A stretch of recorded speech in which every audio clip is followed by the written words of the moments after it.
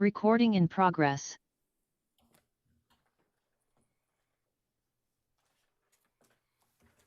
You ready? Well, I have 6:28. Okay, we'll wait. 2 minutes. 2-minute warning. Okay, 2-minute warning, that works for me. Commissioner Rice, you can still study for 2 more minutes.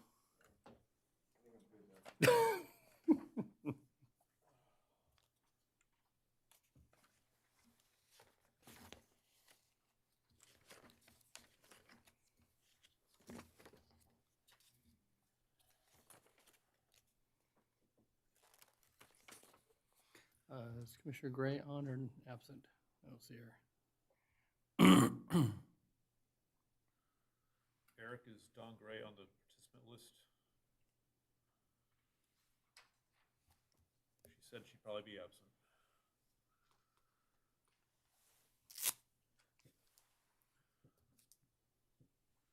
I guess it would show up on the screen, so I guess that's a no. Okay. We'll make her bring a note that next meeting.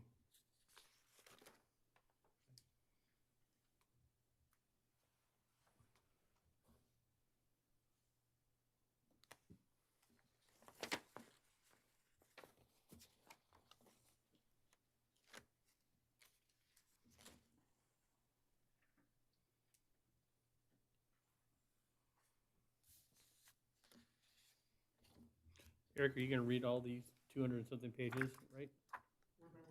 Okay, just checking.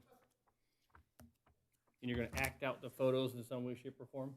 Act them out. Act out the photos, yes, yes.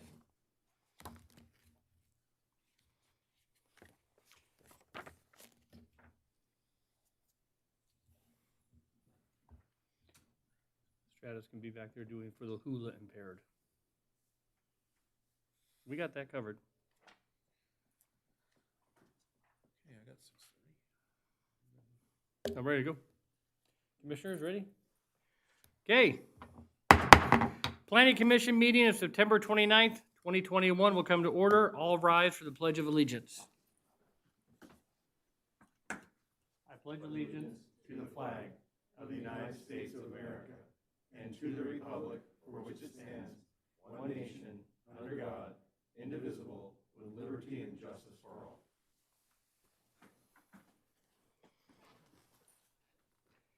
The Secretary will call roll, please. Commissioner Hodge, Here. Commissioner Rice, Here. Commissioner Gray is absent, Vice Chairperson Tolson, Here. Chairperson Mann. Here. May I have a motion for approval of the agenda? I move to approve the agenda as submitted. Motion was made by Vice Chair Tolson. May I have a second? Second. Second by Commissioner Rice. Unless there's any objections, the agenda stands approved. May I have a motion for approval of the minutes? Move to approve the minutes. Motion was made by Commissioner Hodge. May I have Second. I have a second by Vice Chair Tolson. Again, unless there are any objections, the minutes stand approved. Declaration of conflict. The Secretary will read the declaration of conflict. If any member of the Planning Commission may have a conflict of interest or any reason why that member must abstain from consideration of any matter on this agenda, he or she should so declare at this time. Are there any declarations of conflict? Hearing none. Public statements. This is the time allotted for public statements or comments on all items other than public hearing items. Due to the closure of the City Council chambers to the public in compliance with the provisions of Governor's Executive Order N2920, public statements are to be accommodated via Zoom. Did we receive any requests from any individuals who would like to make a public statement? Chairperson Mann, I'll introduce Alex Klingman, our assistant planner. She's assisting with Zoom tonight, and if she has any members of the public wishing to speak on Zoom for public statements, do we have any in that category? Hello. No, we do not. Thank you very much. Is there any correspondence from the Deputy Director, City Planner? Yes, Chairman, members of the Planning Commission, we received, or I provided you 3 supplemental reports regarding agenda item 11A1 regarding the housing element update and the associated general plan amendments and zone changes. And you also received 1 late correspondence, an email submitted after the supplementals went out, which will provide to you up here on the dais. Okay. Consent calendar, we have nothing. Continued business, I have nothing. New business.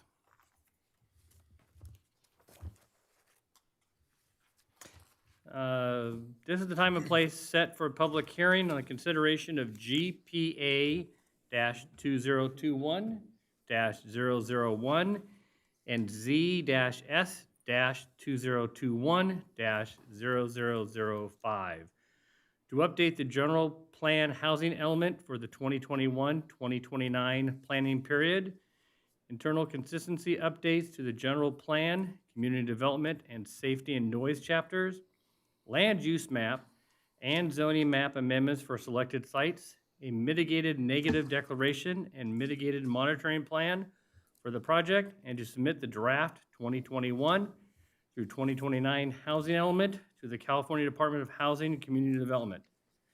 Whew, that's a lot. Are there any ex parte communications to report? Hearing none, may we have an oral report on this matter by staff? Good evening, Chairman and members of the Planning Commission. I'd like to introduce Environmental Services Director Stratus Peros, and he will begin the presentation on our public hearing for the housing element update, along with the concurrent amendments to the general plan and zoning maps. Mr. Peros? Thank you, Sean. Good evening, Chairman Mann and Planning Commissioners.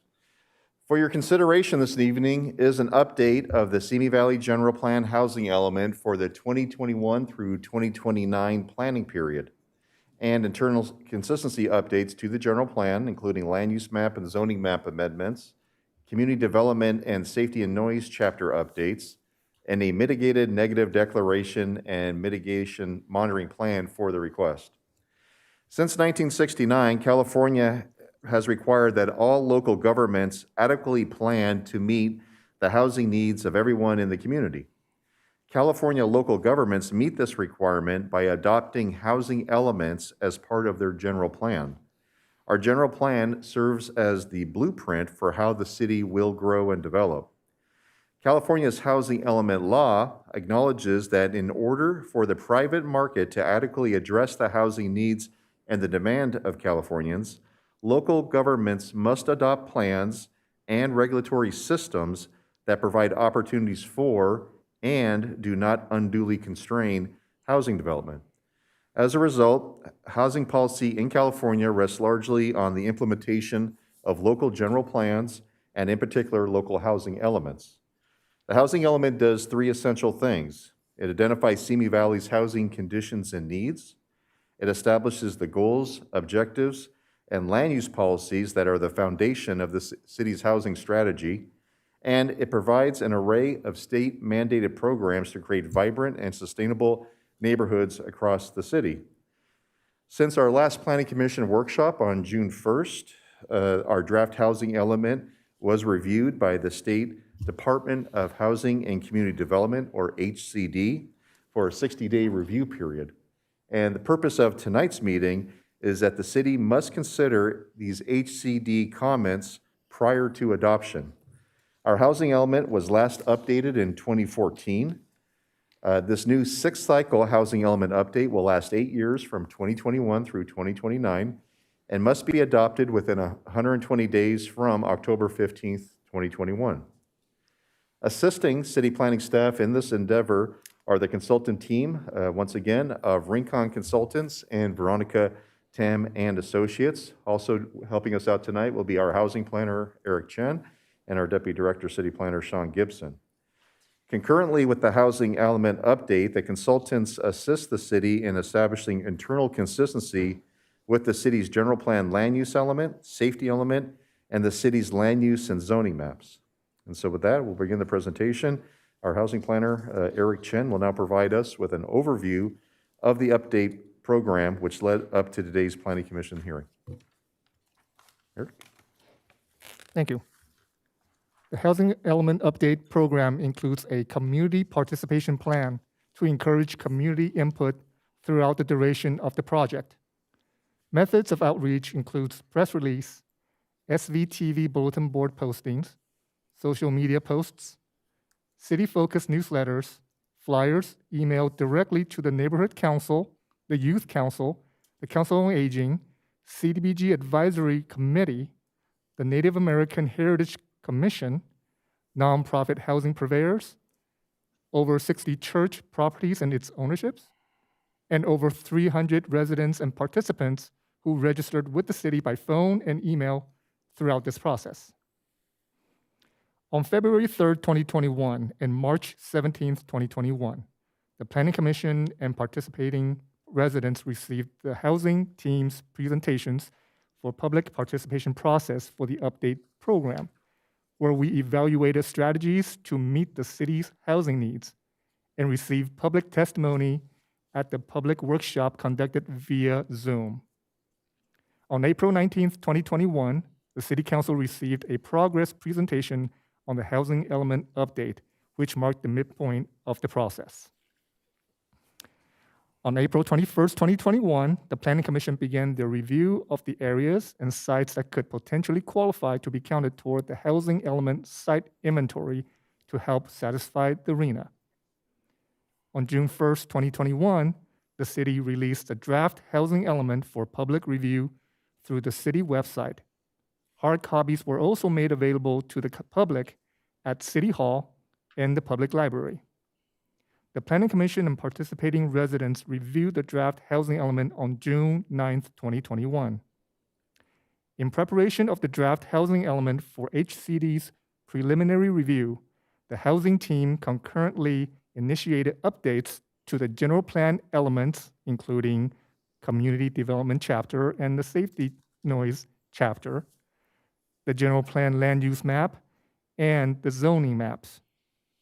This ensures that the documents are integrated and internally consistent as required by state law.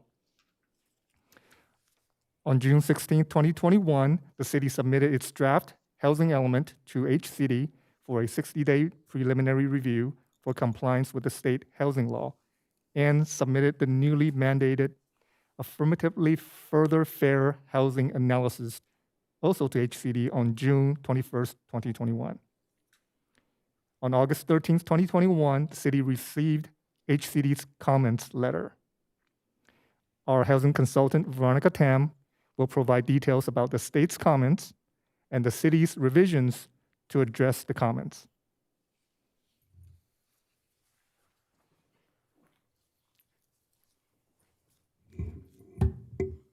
Thank you, Eric.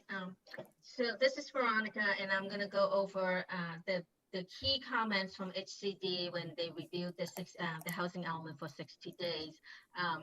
The new requirements is affirmatively furthering fair housing. And when HCD reviewed the housing element, they gave us some additional comments on including a displacement risk analysis, incorporate a little bit more about local knowledge about some of the patterns in terms of concentration of minority population and low population, and whether there's any local knowledge to kind of explain some of the concentrations. Excuse me, Ms. Tam. Is it possible that we Yes. can turn her volume up just a touch? Yes, I will do that. Okay, great. We got it covered here, Veronica. Is it better? Much better, You yeah. can turn that down A little more than a Okay. touch. Yeah, I was told earlier on another jurisdictions that I need to turn it down, so I didn't adjust my mic. I'm sorry, apologize for that. So the other comments that we have on the AFFH analysis is to expand the discussions on how these factors relate to the location of our sites selection for the regional housing needs allocation. And also we find the contributing factors to fair housing in the city of Simi Valley. So we've since then fully incorporated the AFFH analysis into Appendix C of the housing element. Previously, it was a separate document. We have also included an analysis on the distribution of the RHNA sites by the AFFH factors, which includes disproportionate housing needs, integration and segregation, displacement, and also something called the racial and ethnically concentrated areas of poverty. Those are some of and access to opportunities. These are key areas that we have to look at in the AFFH analysis, and we compare the distribution of the RHNA sites by those factors. We have also incorporated fully the meaningful actions to address fair housing issues into the body of the housing element. As I mentioned before, previously it was separate as a separate document. We've fully incorporated that. The contributing factors and meaningful actions were developed with coordination with city staff. Next slide. The other HCD comment relates to extremely low income households. There is a separate categories of the housing element law that talks about extremely low income as a special needs groups. These are people who makes about 30% of the area median income. Typically, those are people who are making with minimum wage and people who have retirement income. And so we have since expanded the discussion in the housing element and also highlighted that in the needs assessment section as a separate category so that it will be more prominent as a discussion. Next slide. The next comment relates to the site inventory for meeting the regional housing needs allocation.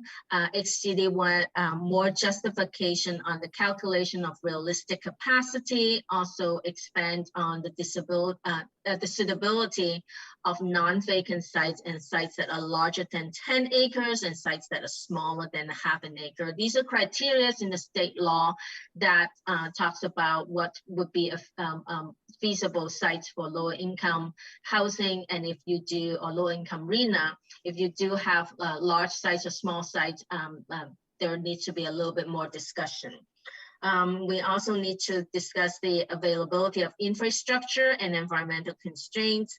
The state also wanted the city to verify the assessment accessory dwelling unit projection. We have made a projection based on actual city certificate of occupancy, whereas in the city's current report to the state on an annual basis uses permit issue. We actually find out that there are more units being issue certificate of occupancy than building permits. There seems to be some kind of time lag, but we confirmed the trend and revised the housing element accordingly. We also expanded the discussion on the housing resources section about the methodology for selecting the sites and analyzing suitability, and definitely have expanded more details in the site selection process and criteria in the appendix of the housing element. Next slide. The next comment relates to emergency shelters and also special needs population, essentially. Emergency shelters and the provision of housing for employees and farm workers, and also the city's definition of manufactured housing. Relating to the emergency shelters, cities are required to identify zones where you allow emergency shelters by right, but you also have to include an analysis of whether whether those zones actually contain capacity for at least one shelter, should there be one to be installed in those zones. And so we have added a discussion in the housing resources section to talk about the available capacity in those zones. Regarding employee housing, farm worker housing, we expanded the health program 13 relating to zoning code amendments to include housing for employees and farm worker housing pursuant to State Employee Housing Act. That's codified in the Health and Safety Code. So we just basically make sure that the city will amend the code to be consistent with state law. And in the constraint section of the housing element, we clarified that manufactured housing that's meeting the federal standard and is on a foundation are considered to be a single family residential for the purposes of zoning. Next slide. The next comment on XCD focuses on overall the city's land use control, and particularly your overall ability to accommodate housing based on your development standards, such as parking, also the city's growth management program, and also the discussion on building codes and on and off site improvements, as well as your findings necessary to be granted a reasonable accommodation for persons with disabilities. So regarding the cumulative impact, we did add programs 12 and 13 to evaluate the city's parking standards in the future and to make sure that they're not constraining to housing development. In terms of the growth management ordinance, we did amend the housing element to again to reflect the new changes to state law that just recently passed.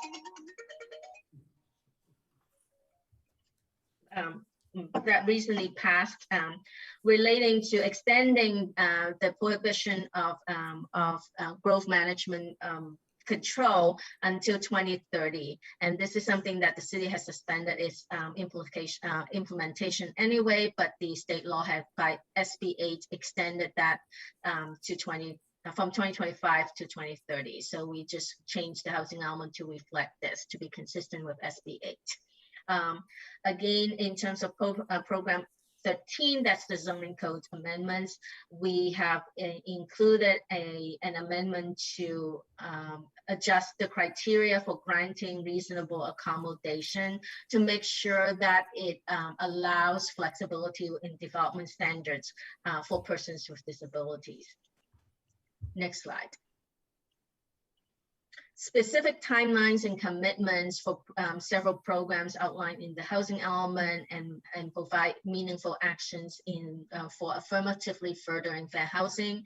The way we incorporated the changes is that in programs, we expanded to include timelines and more specific commitments and outcomes in the programs outlined above. And for program 16, that's the programs, the meaningful actions that we have pulled from the separate document now fully incorporated into the appendix. We incorporated the meaningful actions as program 16 of the housing element. So again, those meaningful actions were developed together with city staff. Next slide. So ultimately, the goal of getting the housing element and responding to HCD's comments is to achieve a finding of substantial compliance with the housing element.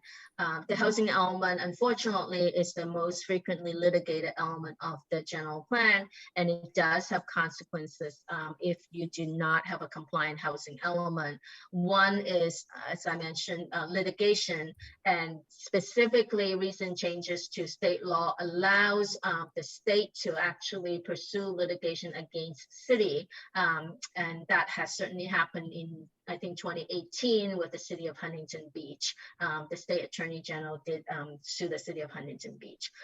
In the event of a lawsuit, the court can fine a jurisdiction for out of compliance up to $100,000 per month. And if you continue to be out of compliance, the fine can go up to $600,000 per month. Another consequence of non-compliance is ineligibility for state grants. Certainly the grants that the city has been receiving for a lot of the planning grants, SB2 and LEAP grants, the city would not be eligible to continue to receive that.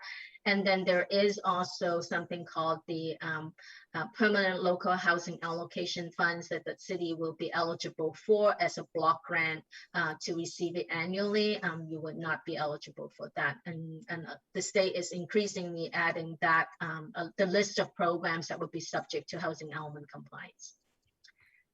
Next slide. With that, I'm actually going to turn it over to Lily, who's going to talk about element update. Thank you, Veronica. So as Mr. Chen mentioned, state law calls for all elements of the general plan to be internally consistent and internally compatible. So to comply with this policy, land use changes triggered by the housing element update requires that 2 general plan elements are revised to maintain that internal consistency. The community development chapter or the land use element would be revised to update the land use map to match the rezone programs in the housing element and to add environmental justice language. These environmental justice policies help further the fair treatment and meaningful involvement of all people regarding race, color, national origin, or income with respect to the development, implementation, and enforcement of environmental laws, regulations, and policies. The safety and noise chapter, which is typically referred to as the safety element, would also be revised for internal consistency with the general plan and to be updated alongside the County of Ventura's hazard mitigation plan to ensure that the city's eligibility for FEMA's funding. Updates to the safety element include language covering emergency preparedness, police services, crime prevention and protection, geologic and seismic hazards, urban and wildland fire hazards, flood hazards, climate change, hazardous materials, and environmental justice. Next slide. An initial study was prepared for the project in accordance with CEQA guidelines, which determined that the project could have a potentially significant impact on biological, cultural, and tribal cultural resources. These impacts would be reduced to a less than significant level with mitigation measures and compliance of existing regulations and city policies. As such, a mitigated negative declaration was prepared and circulated for public review from August 26th through September 24th. 4 comment letters were received, and the comment letters and responses to comments are included in the supplemental staff report that was provided to you earlier this evening.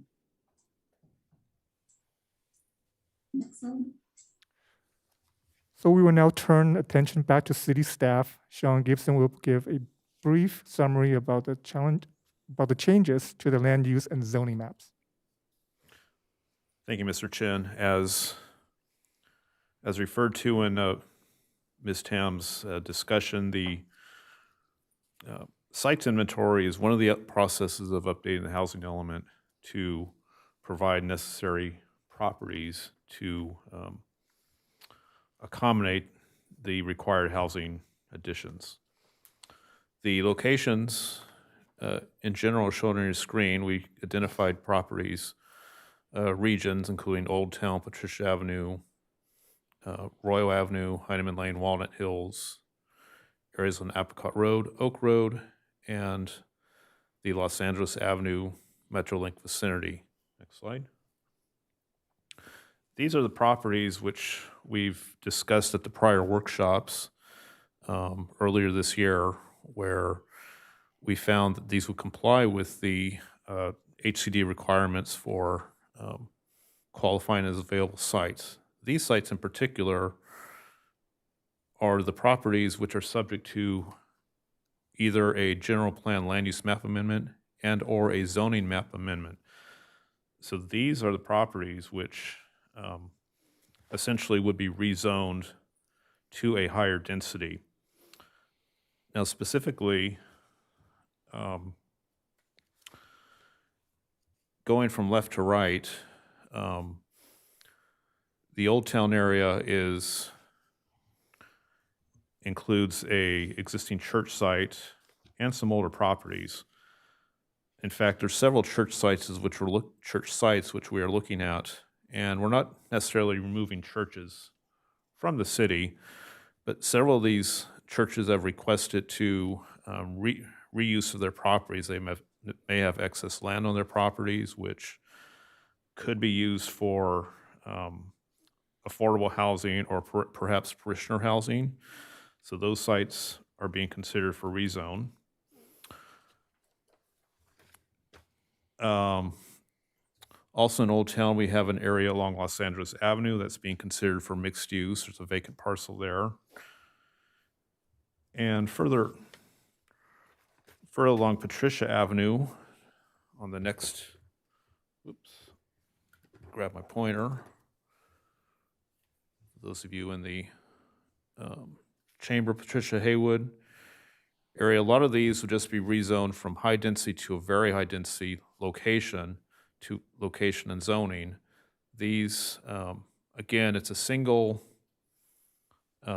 density increase for most of these sites, from like high to very high, or from 20 units per acre maximum to 35, a single step in our zoning designations.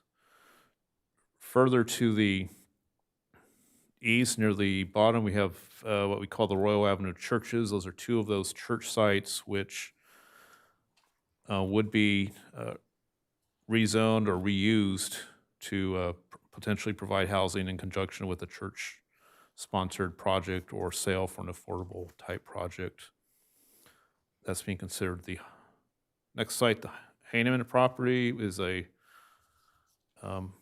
owner requested site, which again, it would just go from a single land use step,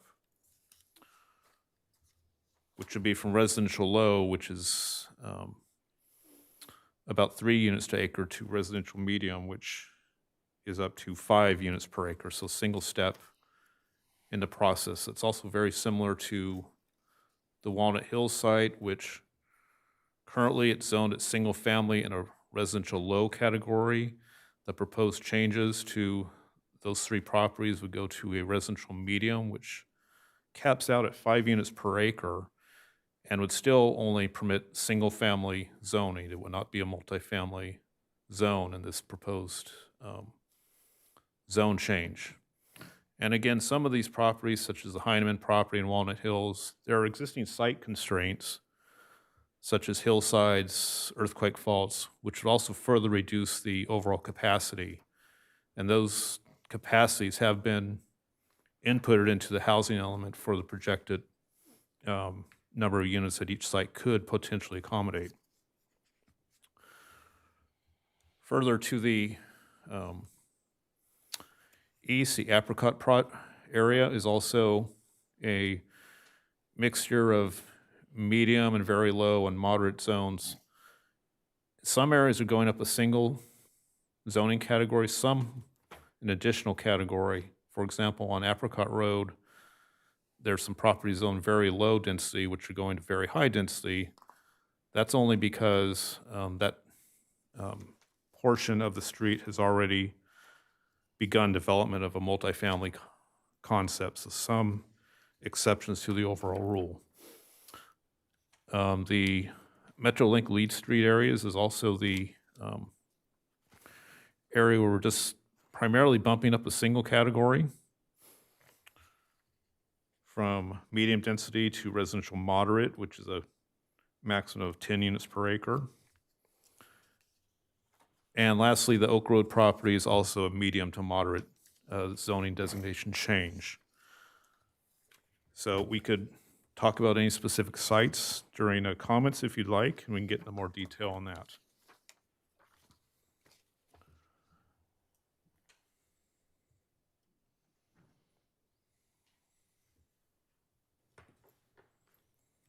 Okay, so that brings us into conclusion. We've been along this process on the timeline, and today, of course, is September 29th, our Planning Commission public hearing. The recommendation tonight from staff is that the Planning Commission would recommend approval of the housing element update and associated items for City Council adoption. At this point, we're targeting the October or November dates to go to the planning, to the City Council. And once the City Council takes final action at their public hearing, then we'll submit it back to the state of California for a 90-day review of our housing element update with these revisions for their review and acceptance. And so with that, the city team and the consultant team are available to answer any questions. Okay. Any commissioners have any questions of staff?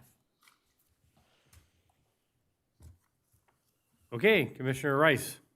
The first one to buzz in. Mr. Paris, I'll ask you just because you're in front of me, no other reason.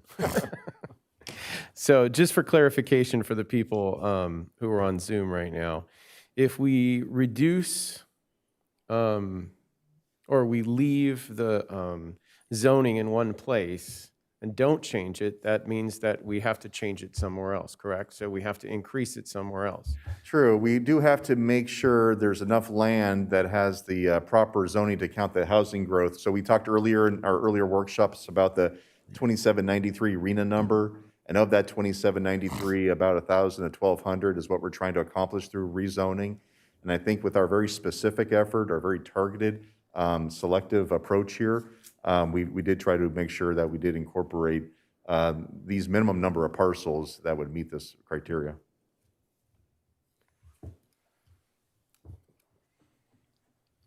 Okay. No other questions of staff? I've got one question. Sorry. Go ahead. No worries. Thank you. We had suggestions and comments made from the state that we're going to address. We're making changes and what have you. How can we be assured, or are we assured that the changes we're making are going to be acceptable to them? Yeah. So they basically have already reviewed our document. They provided us comments. Our housing team, our housing consultant team, was actually working with a number of jurisdictions and have actually used them as test cases, and we know what to expect on our end. We do feel that very strongly these changes that we have made will be acceptable. We do work in concert with HCD. We did review the comments with them, and we feel that these comments that we have made to our document tonight will be accepted. Thank you. Commissioner Hodge, sorry. Thank you.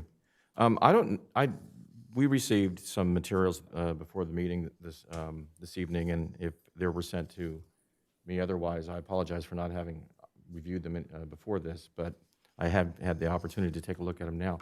I don't know if any of the folks from some of these neighborhoods are going to be speaking tonight, but I thought I'd ask a couple of questions in advance, and maybe it'll answer some questions for some of the folks who may be calling in on Zoom, et cetera.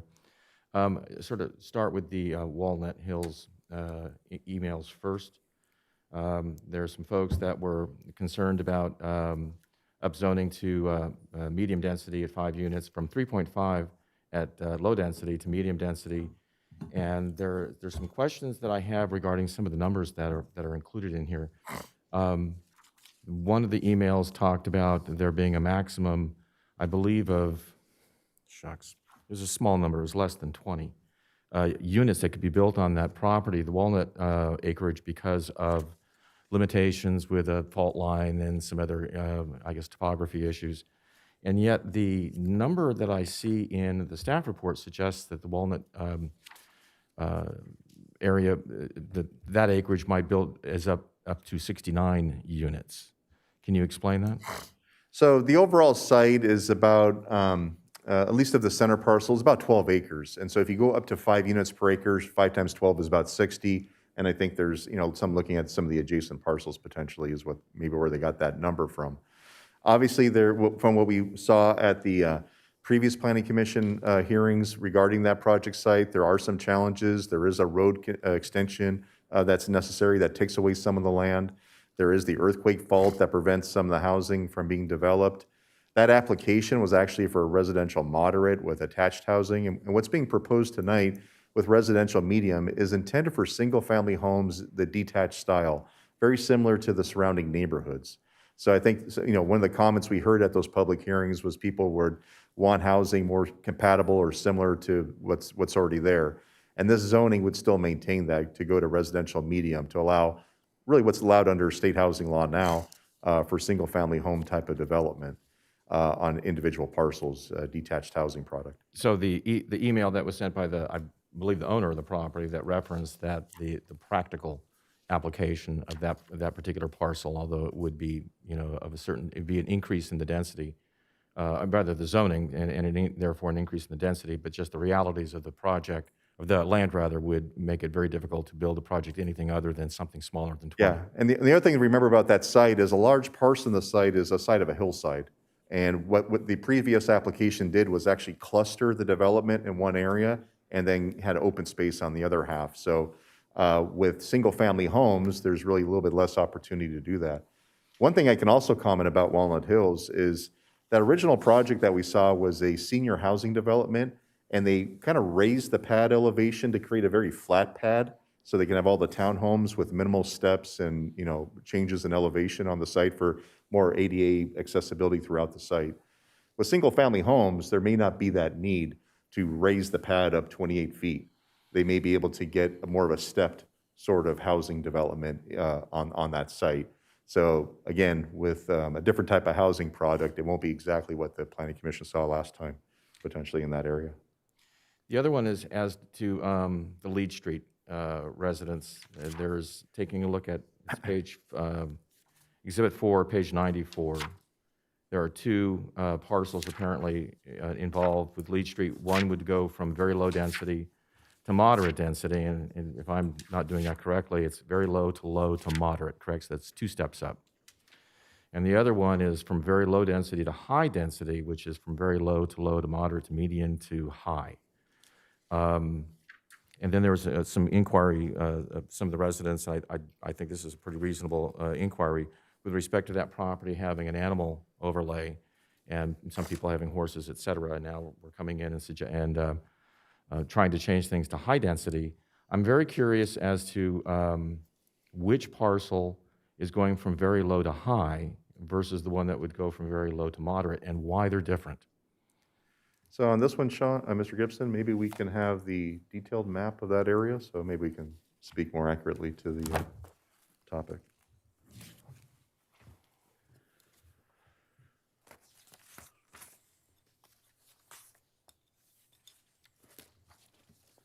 I think we had some detailed maps of each of the sites saved at the very end in case questions like this came up, so. That looks like it. So this is the Leeds Street area, and Leeds Street is that lower right quadrant of lots that are being proposed for change. And I think it's, per the legend there, it's going to a moderate, above moderate income rezoning. And Mr. Gibson or Mr. Chen, do you know the exact zoning Hang on, change on that looking one? for that page.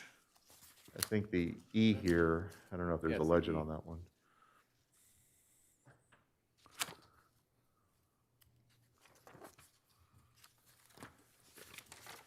While they're looking for that, those exact numbers, what I can say is that this is within our MetroLink study transit area. And one of the purposes of going a little bit higher on the zoning here is the proximity of this site to our MetroLink station. And one of the intents of state law is for housing density to be increased in high-quality transit areas, such as our MetroLink station. And so when we look around our MetroLink stations for properties that are available, clearly the area to the south is mostly mountains, so we really can't go that way. And in our previous housing element, we did actually put mixed-use overlays at the Martin Final Shopping Center or at the shopping center or the commercial uses on the S-curve. But the market, the real estate development market, hasn't responded to those zone changes. And when we look at Leeds, again, it's within this sort of half-mile radius around the MetroLink station, what makes it a good candidate for upzoning to a higher designation. Also within that half-mile radius are the church properties on Cochrane. But again, we're anticipating more parishioner housing compatible with the existing church use to going there. And our goal, again, in this housing element cycle wasn't to change all of Leeds Street, just those available parcels closest to the arterial street along Stearns so most of the traffic would go that way. So that was some of the intent of limiting the change just to those 4 parcels on Leeds. Okay, I could follow up with that, Commissioner Hodge. The site letter E, Eric, if you could point letter E, that is on Leeds Street at the corner of Stern Street, and that is proposed to be rezoned from very low density residential to residential moderate. We looked at that corner of the site particularly because we have seen some potential interest in upzoning. The properties in the D categories are actually on Cochran Street, and those would go from residential very low to residential high density. And if you notice, there's properties here, there's a high density senior complex which is under construction. There's a couple, 2, 3 existing churches which are also in those areas, and one has already expressed interest in splitting off their property into housing. So, on Cochran Street, it's probably less of a change. The E property is starting to blend in with the Cochran Street area, which is the Cadota Fig Specific plant to the north. And again, that would go to a moderate density category at a maximum 10 units per acre. Okay. Could you, looking at that particular project, it's right on an arterial. It's right next to a park. It's close to the train station. But the way this, and it's designed so it's in the parcel that's furthest to the east, and the arterial is right next to it on the east side. So I think some of the questions if I were living there, my question would be, what prospectively would we expect the traffic from that parcel to exit by going directly out onto Stearns as opposed to going down Leeds onto some other street and then down to Los Angeles? As a percentage, 80% going out on Stearns, 70%? I realize the traffic guy's not here, but based on your experience, is there some sort of benchmark that we could provide to potentially assuage some of the concerns that have been expressed by the folks on Leeds? I can offer, so this same type of question came up when we were looking at the Tapone Alamo project. And people that lived on, I forget, is it Eve or one of the streets there that goes east-west, just north of the freeway, was being used as a lot of cut-through traffic. And our traffic engineer on that night said, based on their studies, based on their formulas, most people do take the arterial streets. Now, when we do, if a project were to ever be done on this location, it would be subject to a traffic study and analysis, and obviously driveway location, street improvements, widening, et cetera, would all be examined further. Today's effort to change the zoning is just one part of it. The additional development would be reviewed to much greater detail at that time. Would it be reasonable to assume that a number somewhat less, maybe significantly less than half, would choose going west as opposed to exiting on east? Yeah, I would say so. Normally, we would look at where's the freeway off-ramp where people are going to be trying to get to. If they're leaving this location, obviously Stearns does not connect to the freeway. It does. It does in that location, right? So I think we do think that people want to go east or west, they're going to be going up this way onto the off-ramps. There are the arterial streets to go to the markets at these locations. So I would say the vast majority of trips will be going this way. Could someone go this way? Sure, but this road doesn't connect, so they have to go to the S-curve to go that way. And, that there might be some shortcut to go this way, to go west on Los Angeles, or could they just go down here and go this way or up to Cochran, depends on where they're going. So yeah, will there be some potential new traffic going westbound on Leeds? Yeah, it's the likelihood, but we do think both with this off-ramp right here location, more than likely they'll use arterial streets to go either east or west. And am I reading that correctly, that next to E there are 3 separate parcels? Is that the way that's designed to look? There's 1, 2, 3, 4 parcels total in that area. No, I beg your pardon, on the west side of E?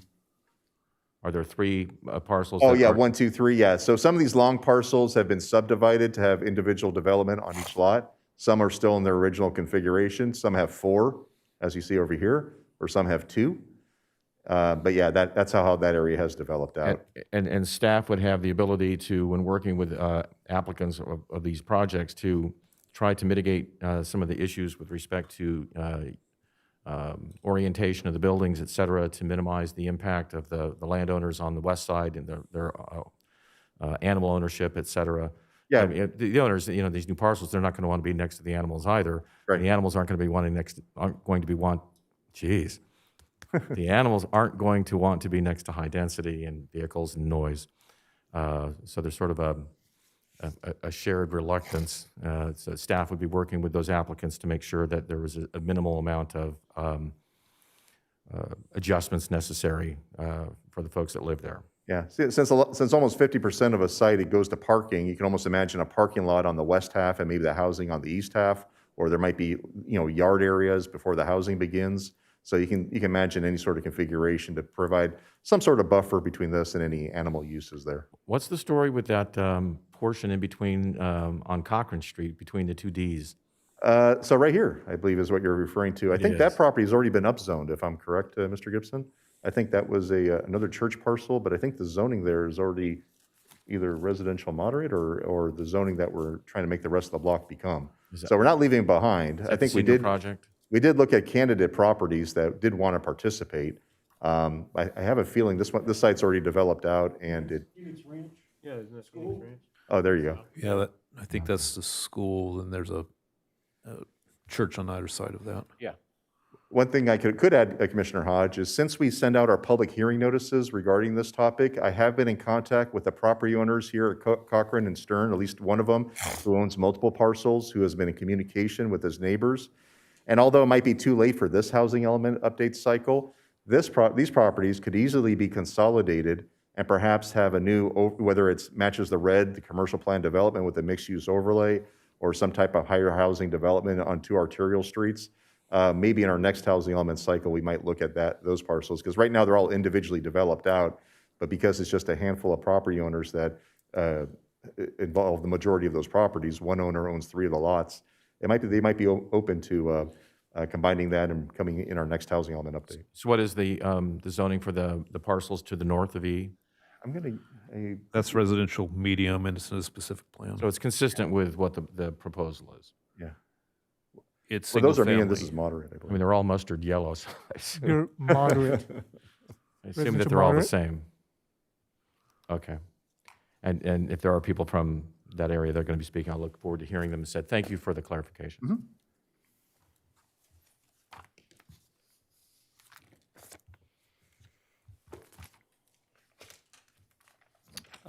Vice Chair Tolson, sorry? No. Or I can clear you off. Okay. Any other commissioners wishing to speak? Okay, and hearing none, we will now open the public testimony portion of the hearing.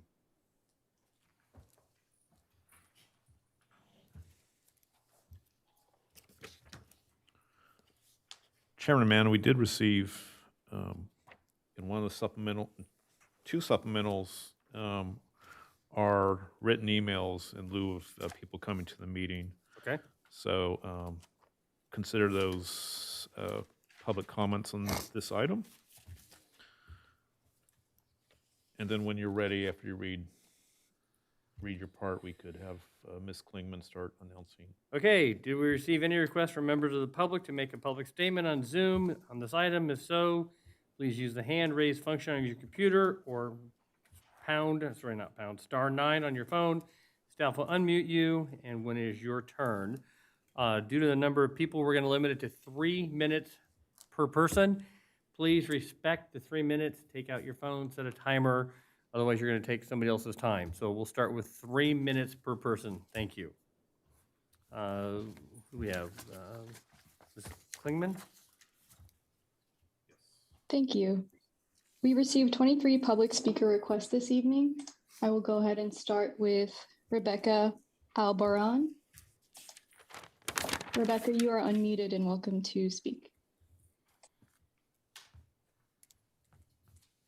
Welcome, Rebecca. Are you with us?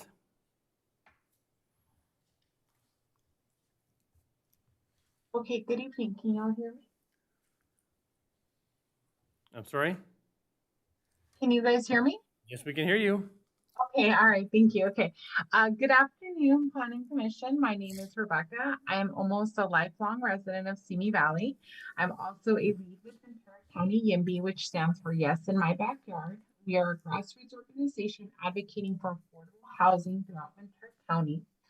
My main reason for giving input tonight is to stress the importance of creating an inclusive and affordable Simi Valley, and we have to plan for that. So I was going through some of the housing. Ms. Albron, you keep breaking up. I don't know if you keep turning your head from the microphone, but you keep breaking up when you speak. Okay, I will try to speak straight into the microphone then. So my main reason for giving input tonight is to stress the importance of creating an inclusive and affordable Simi Valley, and we have to plan for that. So there were a few things that I wanted to point out in regards to the housing element draft, and that was that over 54% of Simi Valley renters are currently cost burdened. So that means they're paying more than 30% of their income in rent. I believe that the average housing or the average rent for a 1-bedroom apartment was $1,803. That is a lot of money for an individual, even someone who is working, a minimum wage job in this city. So that's definitely something that, we need to be aware of. Maybe you all up there are homeowners and don't have to worry about that, but this city has a lot of people who are renters, a lot of young people who are, wanting to stay in their hometown, a lot of workforce individuals that are wanting to continue to live in Simi Valley, but are not able to because of these, prices. So it's really important that you guys understand that there is a population that is definitely in need of inclusive and affordable housing. Another thing that I did want to point out, specifically more to my area, is I do live in District 3 as far as city council lines go. There was a lot of areas that were identified in the Patricia area for rezoning, for higher density zoning. And I think that that's good. My only issue was there was a lot of those areas that are that look like they're already developed or there's homes on there already. So what is the actual viability of these areas being developed? And also just wanted to point out that it seems like there's a lot of those areas that are being rezoned in the Patricia area, which is a predominantly, in general, the district is a more predominantly higher Latino concentration. So higher density should be spread out throughout the city, not just, being segregated to one area because, those people are not going to say anything. You're So, over your time. I'm going to ask you to wrap it up, please. okay, so those were just some of my main comments that I wanted to point out, and thank you for allowing me to speak tonight. Thank you for your time. Our next speaker is Mylene Erickson, you are unmuted and welcome to speak. Eileen. Welcome, please. 3 minutes.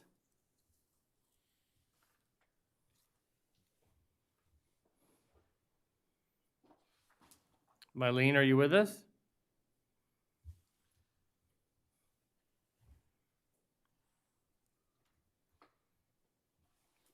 Mylene?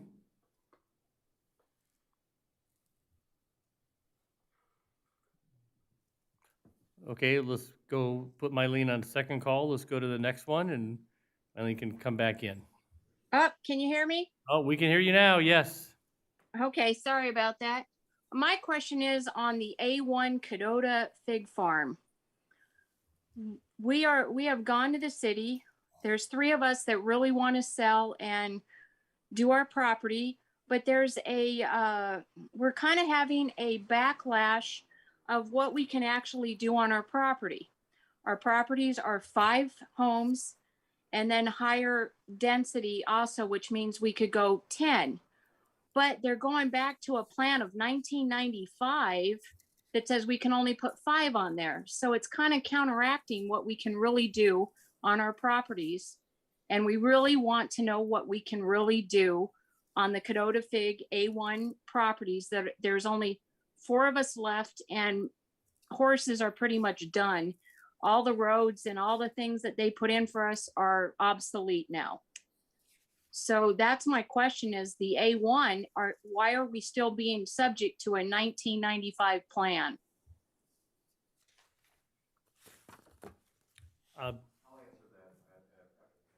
Okay.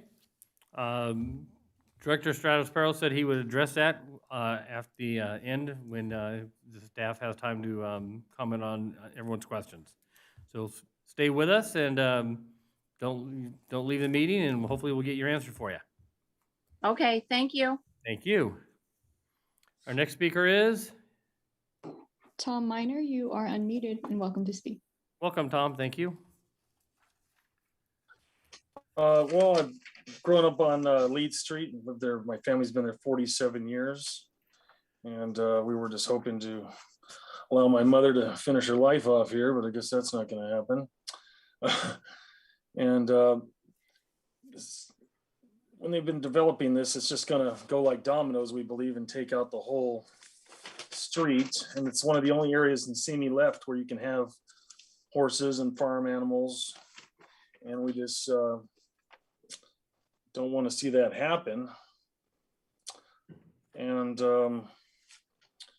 increased density will create not only a lot more traffic, but we believe it will also turn the park into a Lanark type park that's on Topanga in the valley, which is nothing but a drug and prostitution den at nighttime, at least, even though it's still, probably children playing soccer in the daytime.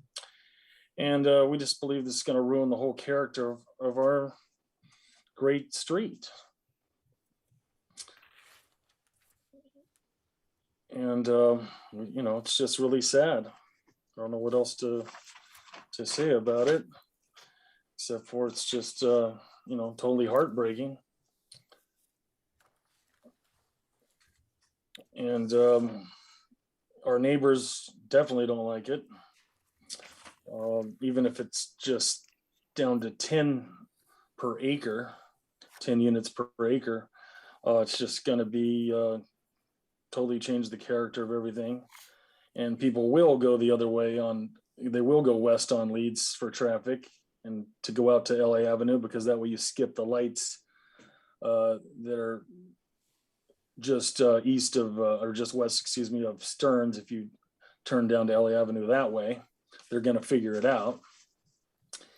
And we also are afraid that there's going to be a traffic nightmare, a parking nightmare, because Gavin Newsom has passed this stuff where you can make houses now without even having 2-car garages or breezeways or anything, which means people are going to park on the street. And that'll attract thieves targeting all those cars at night. And also, this whole project's going to require the widening of Stearns Street, which is going to go right up into the front yards, basically, of some of those houses towards the end of Stearns and Cochrane, going up north that way. And we don't think they're going to like that. But I know the guy at the end there, Holt, he's all into it. So maybe he doesn't care. But there's a couple other people that own a house there. And just don't want to see that happen. Okay, we appreciate your comment. Thank you very much. Okay, thank you. Right on 3 minutes. Thank you. Next speaker. Tom Siddell, you are unmuted. Welcome, Tom. Go ahead.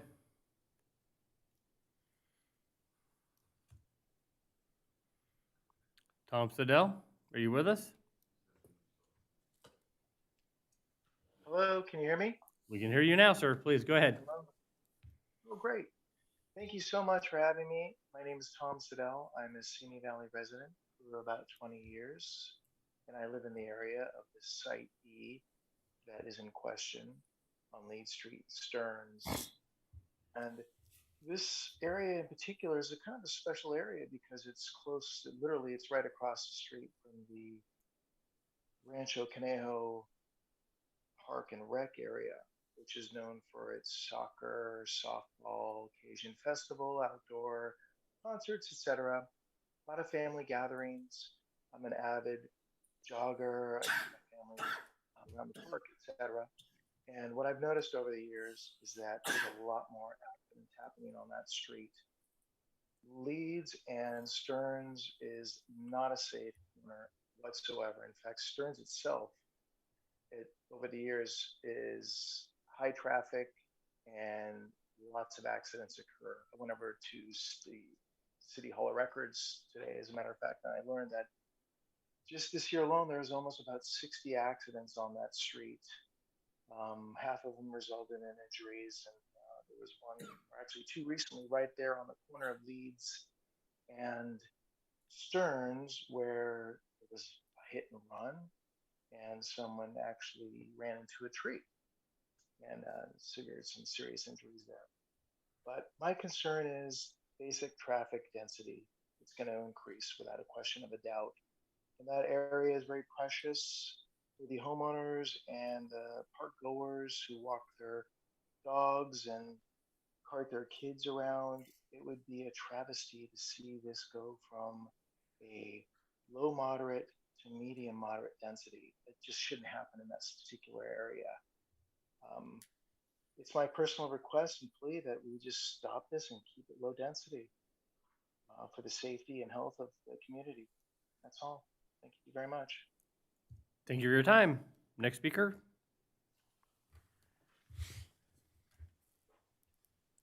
Jackson Piper, you are unmuted. Good evening. Thank you for letting me speak on this, members of the Planning Commission. Can you hear me? Yes. Hello? Yes, go ahead, please. Hi. So my name is Jackson Piper. I'm a member of Ventura County YIMBY, along with my friend Rebecca Albaran. I'd like to point out several issues that we've noticed in the housing element that I hope will be addressed. Table H4-7 says that over 54% of CME renters are cost burdened, meaning they pay more than 30% of their income in rent. 30% should be the maximum rent that is paid in order to allow for other living expenses to be covered. It also says that over 28% of CME residents are severely cost burdened, meaning they pay more than half of their income in rent. So this really indicates that the renters and the renter population in Simi Valley need assistance, and they're the ones in trouble. So if you're talking about building single family housing, that's great, but that's not going to help this situation. You know, the money saved on excessive rent payment could also be spent at local businesses and could assist these residents in staying out of extreme poverty and saving money towards eventually having a home of their own. So you need more housing that's affordable to local families and to workers. And this means smaller scale units, multifamily developments, including apartments, condominiums, townhomes. And then you also need single room occupancy developments. You need a lot more of these, not just scattered throughout the community. And mixed use complexes with multifamily housing over the shops that are in CME already. But you need housing geared towards renters is what I'm trying to say, to help alleviate their rent burden. Table H7 shows that the opportunity sites you've selected are fairly concentrated rather than evenly dispersed throughout the city. And, you know, that's especially apparent in the Patricia Avenue area. And whether it was intentional or not, the effect of that kind of concentration of very high density housing basically means there's going to be a segregation further than there already is of low income residents from the higher income residents in the rest of the city. So I really request that you identify strategies to mix the income types better throughout the city, rather than concentrating the affordable housing development for low income residents in one or a few areas. If you're just concentrating the very high density in one area or two areas, that's really not affirmatively furthering fair housing. And then also the opportunity sites, as Rebecca also mentioned, a lot of them are on either church properties or on properties with housing already developed on them. So I was wondering what the likelihood of development is for all of those and whether individual property owners have been contacted and there's been some interest in actually developing housing on those. And how displacement of any existing residents will be prevented.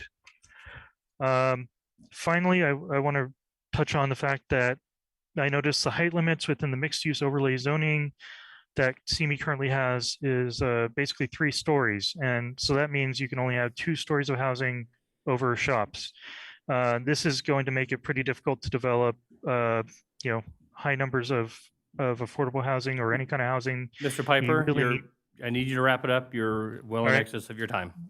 All right, I will wrap it up now. So please consider changing the mixed use overlay zone to accommodate 4 or 5 stories and a higher density potential. Thank you. Thank you. Again, speakers, please go ahead and set your timers on your phones. 3 minutes, please. Be courteous to everybody so we can get through tonight's meeting. Okay, next speaker.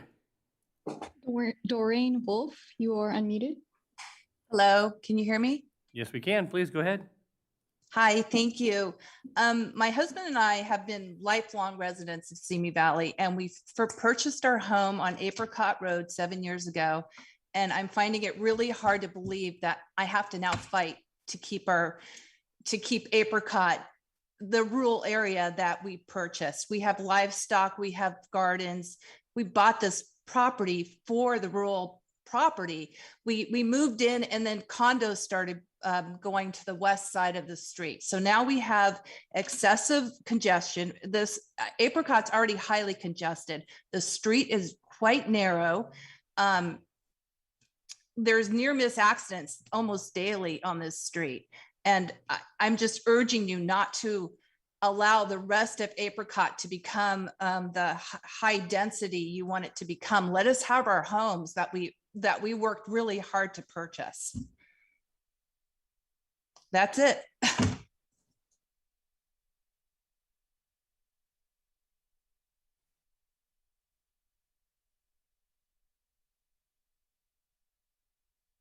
Sorry, next speaker, Debbie, go ahead and go ahead.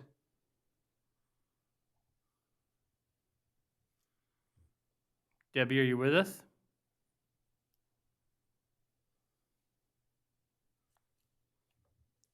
Okay, Debbie.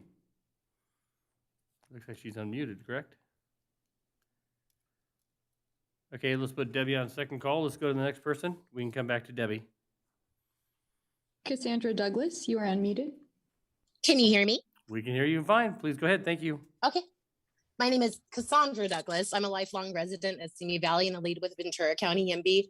My grandparents moved here when my mom was a teenager in 1973. And since then, none of us have had the opportunity to afford housing. We have no generational wealth. So housing is extremely important to me. I myself have been unhoused in this city as a teenager and again as an adult. I am also a lead with Ventura County YIMBY along with Rebecca and Jackson.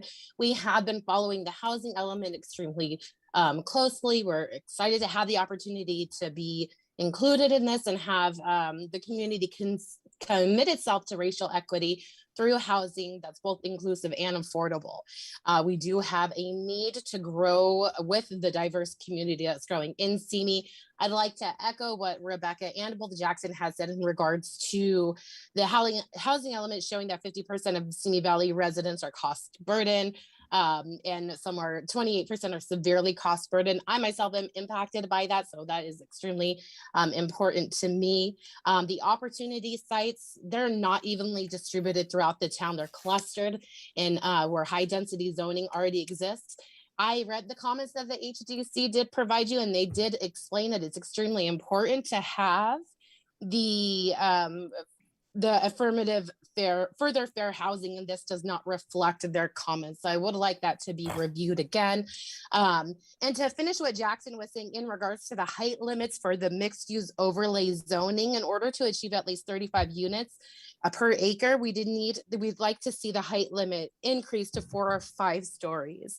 If we look at mixed use buildings that have shops or restaurants on the street level, they limit the building to 3-story only, which only allows, like Jackson said, for 2 levels, which is not going to help us meet our housing goals by the time frame. And we know the city has a history of not doing that and winding up in lawsuits. That's all I have to say. Thank you. Thank you for your time. Thank you for your comments. Next speaker, please. Jonathan Duran, you're unmuted. Jonathan, are you with us? Yes. Please go ahead. All right. Thank you so much. So good evening, Chair, Commissioners, and staff, and fellow Simi Valley residents. My name is Jonathan Duran, and I'm a third-generation union carpenter and also a union representative. My council represents over 57,000 members throughout Southern California and the 6 states that we represent. We have about a little over 200 members that reside within Simi Valley. And our interest in the land use plan and addressing the environmental impact of new development. Our organization and partners help provide career opportunities for transitioning veterans, justified individuals, women, students, and diverse residents as well. Our apprenticeship program alone works with developers and contractors and partners that are willing to work with us. As a representative that represents Simi Valley residents, union members, and we feel we'll be affected in many ways by the environmental impact of this housing project. As a representative, I also deal with a program that we have. It's called Career Connections. I go out to high schools and put a curriculum together for students that are transitioning from high school into the construction program or into the construction industry. Right now we have Simi Valley High School with Bob Redding that has our curriculum, and he has had students that graduate from Simi Valley and have transitioned from high school into the construction industry.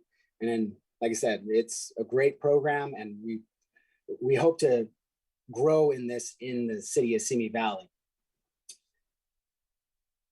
Touching on something else is the South Coast Air Quality Management District found that the use of local state certified apprenticeship program or a skilled and trained workforce with a compound that results in air pollution reduction.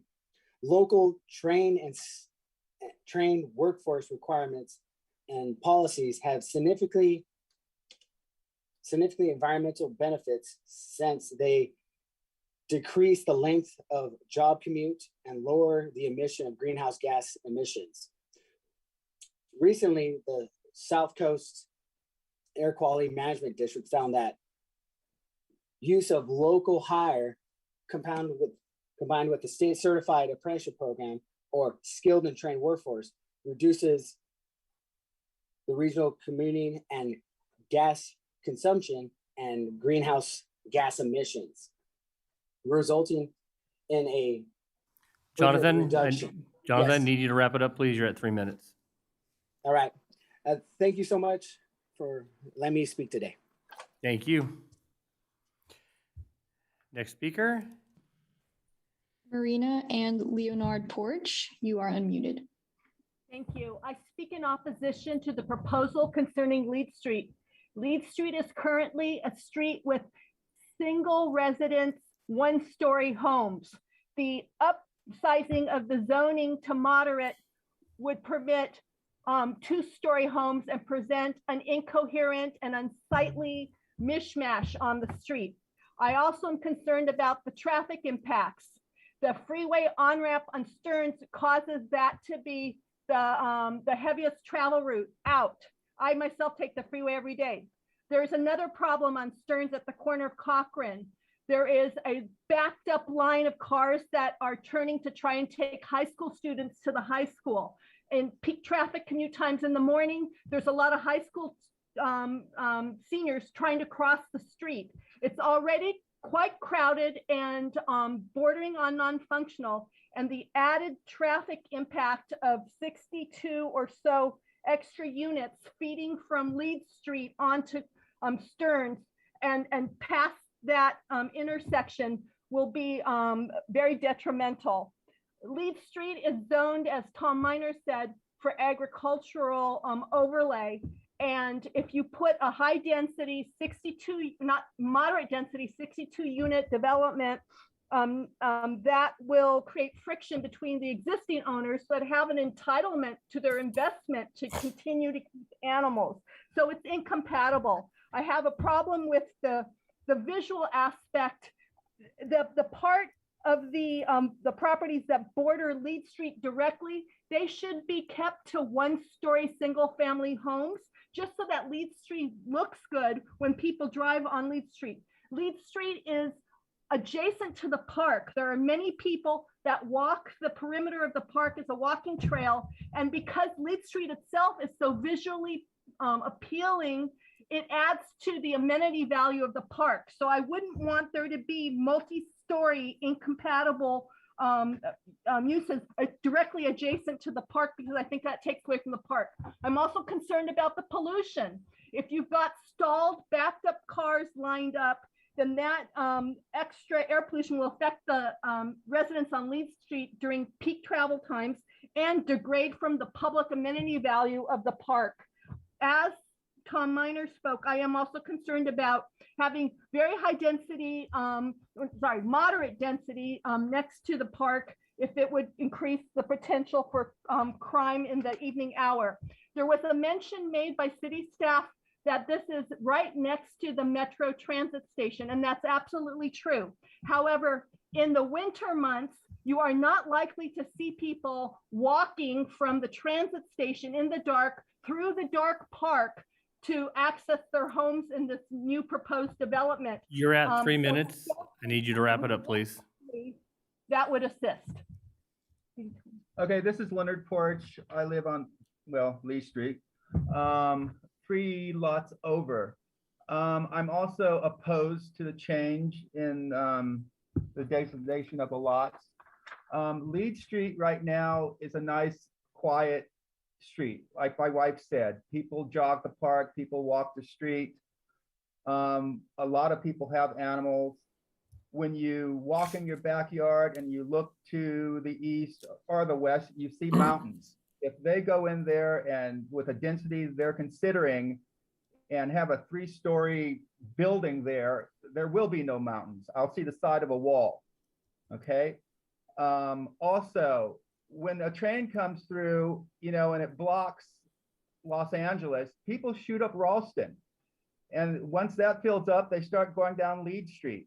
Okay, and it's not easy to turn on Stearns all the time on Lead Street. A lot of times it's very busy. And like my wife said, in the morning, there's a lot of students going to school and people, you know, students are taking their time crossing the street, cars are trying to turn right. Sometimes you have to wait for 3 lights to go before you can get through that intersection.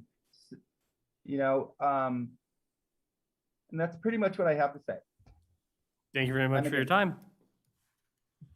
Our next speaker. Robert Fallon, you are unmuted. Rob.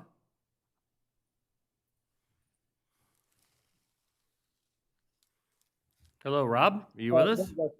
Can you hear me there? We can hear you now. Yes. Excellent. Good evening, Commissioner, Chair, staff, and fellow Simi Valley residents. My name is Rob Fallon, and I'm a carpenter with a local 805 Carpenters Union. My Southwest Regional Council represents over 57,000 professional union carpenters who keep a strong interest in land use planning and addressing the environmental impacts of new developments. A little about me. I live over here in Simi Valley. I got a nice house. As you guys know, prices are going crazy right now. So in order to make the money, you know, we got to travel to the work sites. So I travel down to Long Beach every day. And it's 60 miles there, 60 miles back. I have to make sure I leave super, super early so I can avoid all the traffic. But this kind of commute provides me with the money I need to raise a family in Simi Valley in, like I said, the increasing demands. With this new housing projects that you guys are considering around here, if you guys could consider a community workforce where you looked into hiring local carpenters, local talent, union carpenters, well then I wouldn't have to be traveling down to Long Beach every day. I could travel here on my doorstep What effect does that have? Well, you guys do the environmental impact reports. You look at the greenhouse gas emissions and you look at the vehicle miles traveled. I mean, do you ever consider local workforces? Because if I could work in my own town, I would take a 120-mile round trip down to about 2 miles a day. I wouldn't have to be running the big truck. I could run on my feet. I could run on a bicycle. I could get an electric vehicle. Many things to consider here, and I hope you guys can really consider, again, union carpenters, local workforce in any construction happening in Simi Valley. Thank you very much. Thank you for your time. Thank you for your comments. Next speaker. Rashwan Helmandi, you are unmuted. Hello, can you hear me? Yes, we can. Please go ahead. Thank you, Planning Commission, for providing me the opportunity to speak this evening. My name is Rashwan Helmandi. I am the president of Helmandi Group. As I mentioned in the previous meeting, we partnered with the Heineman Family Trust to entitle and develop the Heineman Lane property. I'm speaking again this evening to reiterate my support for not only the Heineman Lane site, but for the housing element in general. So according to the draft housing element report, the city's housing stock increased 14% between the year 2000 and 2010. And from 2010 to 2020, the housing stock only grew 2.3%. So that means there was an 83.5% decrease in the housing unit growth percentage. I think it's fair to say that the numbers speak for themselves. We have the sites available. The impacts are little to none. Majority of these sites are underutilized, which means the improvement to land value is less than 1.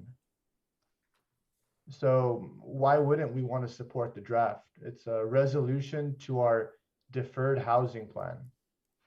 And finally, I'd like to mention that staff has done a great job mapping out the sites for the update. And they have done so in a manner that does not negatively affect the aura of Simi Valley we all love. Thank you. Thank you. Next speaker, Anthony Ventura.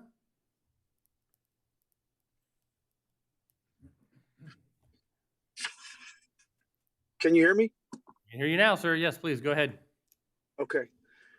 Good evening, Chair and Commissioners, staff, and fellow Simi Valley residents. My name is Anthony Ventura. I'm a carpenter with Local 805. I've been a resident of the area for 25 years, and I've seen Simi Valley grow over the years. As a proud professional union carpenter tradesman, our regional council, the Southwest Regional Council, represents over 57,000 union carpenters who keep a strong interest in land use and planning and addressing the environment. We offer career opportunities for veterans, for women, students, and other disadvantaged residents of the area. Our apprenticeship program only works when developers and contractors are partnered with us and the community. I believe that we will be affected in many ways by the environmental impacts of the housing projects.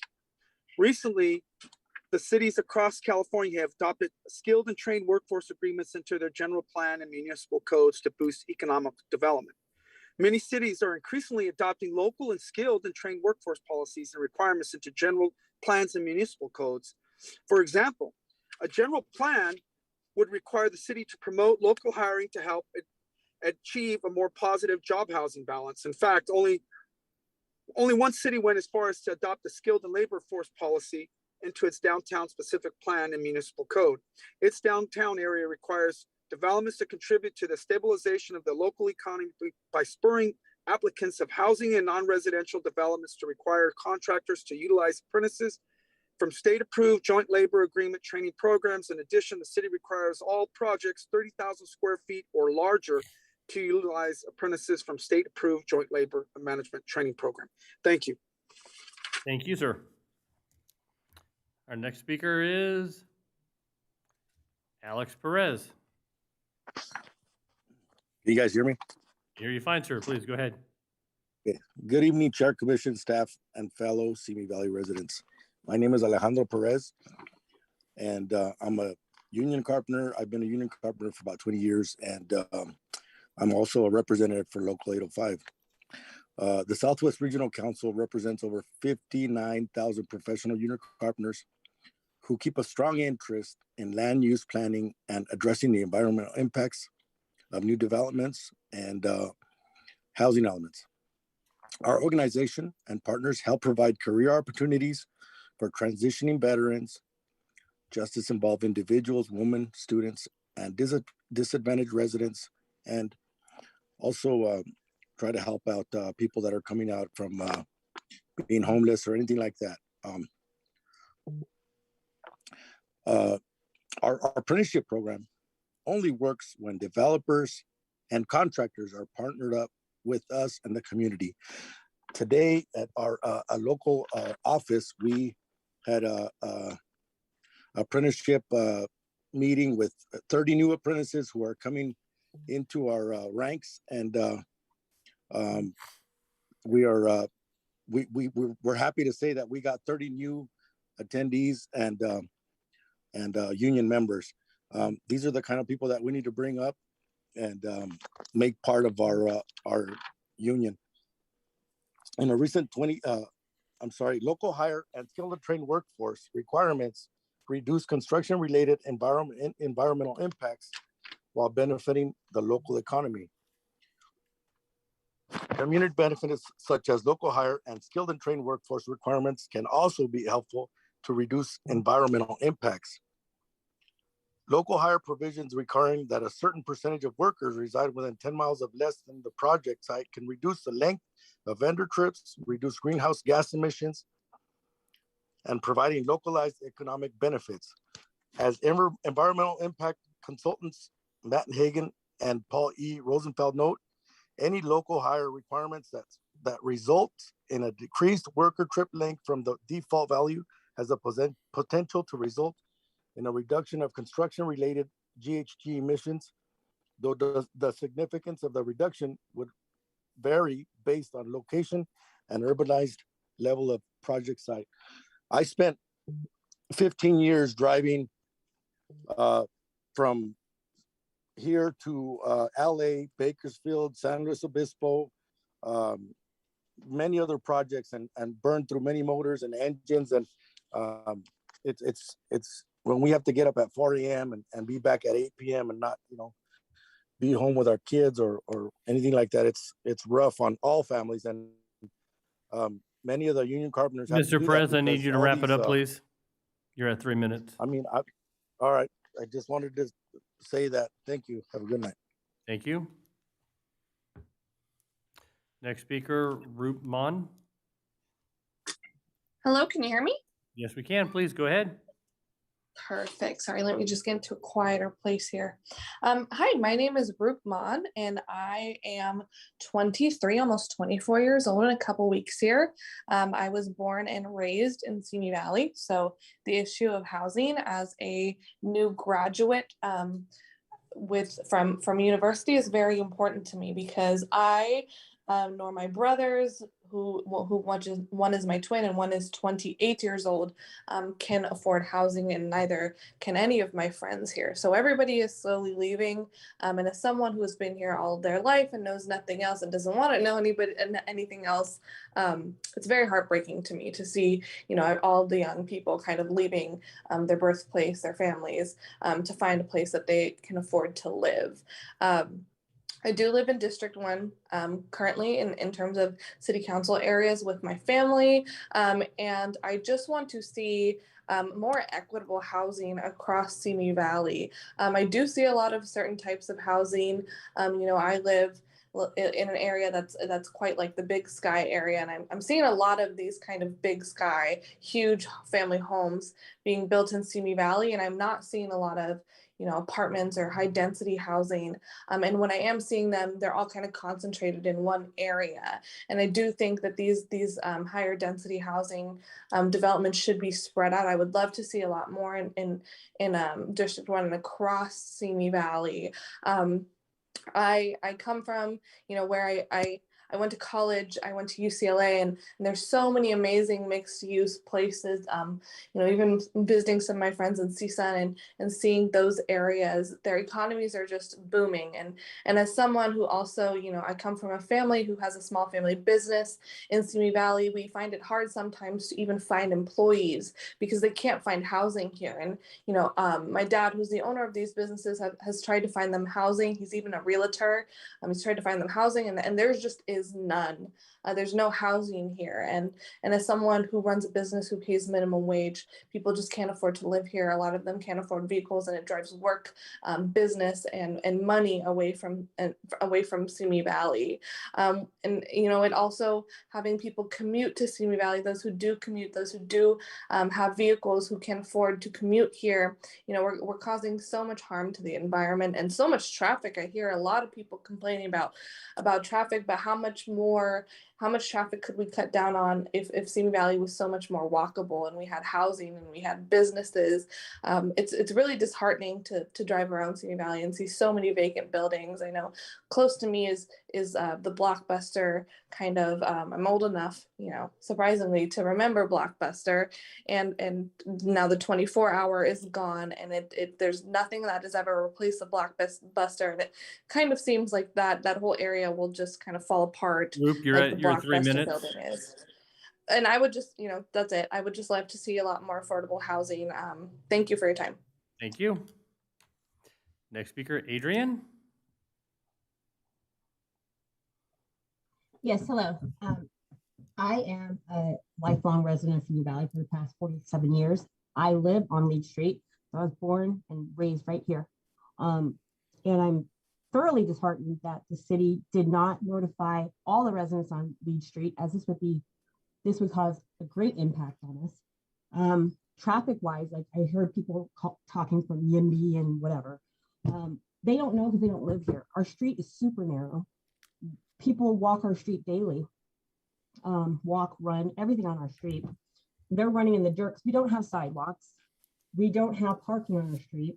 And people are almost getting hit driving down our street. I mean, when we drive down the street, we're almost hitting the pedestrians.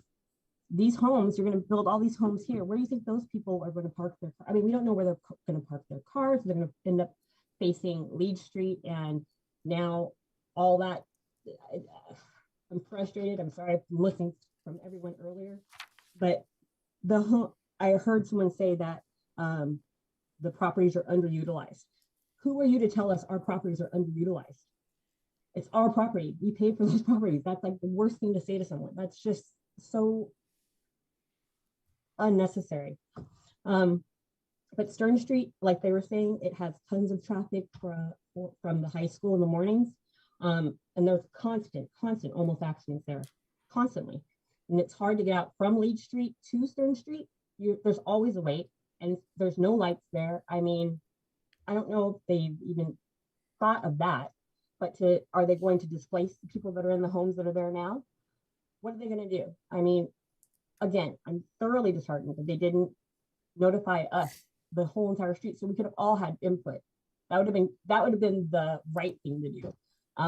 Posting at the library, I understand that you don't have to do that, but that would have been the right thing to do. I mean, let's be honest. But that's all I have to do. I just would encourage you not to increase the density of those properties at the end of Leeds and Stern. That's all I have to say. Thank you. Thank you for your time. Our next speaker, Becky Savelle. Becky, are you with us? Yes, good evening, commissioners, and good evening, staff. Thank you very much. I would like to just say that I am here to protest the zone change of the Walnut Hills property. I do think that it's unnecessary, and I don't see the logic in making that very incremental zone change when it was originally and still is zoned for single-family homes in a single-family home neighborhood. It's a very quiet neighborhood, and by increasing that density to the degree with the zone change, I don't really think that it's logical. And I also think that it's not really necessary as far as reaching the RENA requirements that we need to reach for the city. It's interesting to me. I'd just like to add that listening to all these different people talk and the priorities with regards to the quality of life and the environmental impacts and traffic and so on, I think that we all feel that to a certain degree. And I do believe that we have an opportunity in Simi Valley, since the valley floor is littered with buildings that are not being utilized at all. They're empty strip malls. And I would love to see more development along the lines of what we're doing on Taplow Street. And so I commend the commission for some great decisions, for some great development plans. And I wish that we could be more progressive with regards to really utilizing and being at the forefront of a visionary city. So thank you again for your time. Thank you. Our next speaker is Dylan White. Dylan, are you with us? Hello. Yes, Dylan, go ahead, please. Thank you. Good evening, Commissioner Mann. I just wanted to talk to you a quick minute about what's going on here. So I'm a registered voter and I've been a longtime Simi Valley member. I have lived here about 25 years. About a decade ago, I did join the United States Marine Corps. I deployed overseas and I was very fortunate to return home, while many others didn't. And now that I have come back a few years ago, I marvel at the beauty of our region, and I take notice of the new developments and the changes that happened while I was gone, because there has been quite a few. But now we're kind of seeing another problem, and that's that we have contractors who are taking these jobs who are using unskilled, underpaid workers, and they're coming from out of our area. So we're having people from LA come up here, while a lot of our construction workers are having to commute down to LA. It just seems that it would be a much better option to use locally trained and skilled workers from something, an accredited apprenticeship program, use journeymen out of here, and you can keep all that equity that you're paying the workers into your local community. I feel like it would be a much better opportunity to use contractors that are willing to hire these skilled and trained workers rather than using out of area people. The public hearing tonight is to consider the updates to the general plan, including community development and safety mitigations. So as you identify your potential zones, take into account your environmental impacts, study your regional housing needs, but also keep in mind that there's a quality of life strategy that needs to be considered. We need to support our economic strategy by including a skilled and trained workforce policies into our housing element update. So just please let that sink in as you process the comments tonight and have staff find a resolution. This isn't a political stance. It's just a message from an American patriot wanting to work close to home and earn a good living here. Thank you. Thank you for your time and thank you for your service. Next speaker, Reese Holland. Reese? Hi there. Can you hear me? Yes, we can. Please go ahead. All right. Fantastic. So I am a lifetime resident of Simi Valley, 37 years. I agree with everything that was brought up by Rebecca Alberon, Jackson Piper, Cassandra Douglas.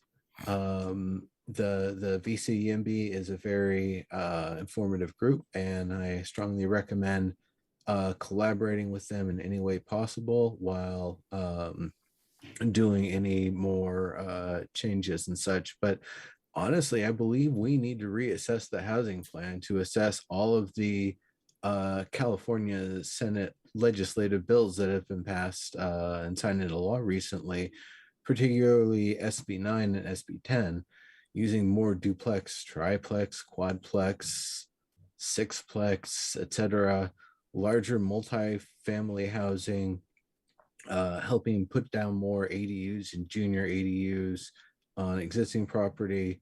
I think we need to really consider more of that as best as we possibly can. making as many opportunities for as many people that want to do what they can with the land they have, as well as making sure we do the best we can with what we're going to be building. Where we can, I feel like we need to be building higher, like going 4 to 5 stories where whenever and wherever there's an opportunity for it. On top of that, I agree that we need to provide rent assistance for overburdened renters, of which there's way too many in Simi Valley, which will help out by putting more local money in the community and providing other social benefits. I appreciate the comments of the local 805 unions apprenticeship program and opportunities, and I believe that Simi Valley needs to get involved and go further, working towards a unionized first-party construction service with local workers so we can cut out some of the third-party costs and greatly reduce traffic and pollution, as well as giving workers more time to be at work or with their families instead of in transit.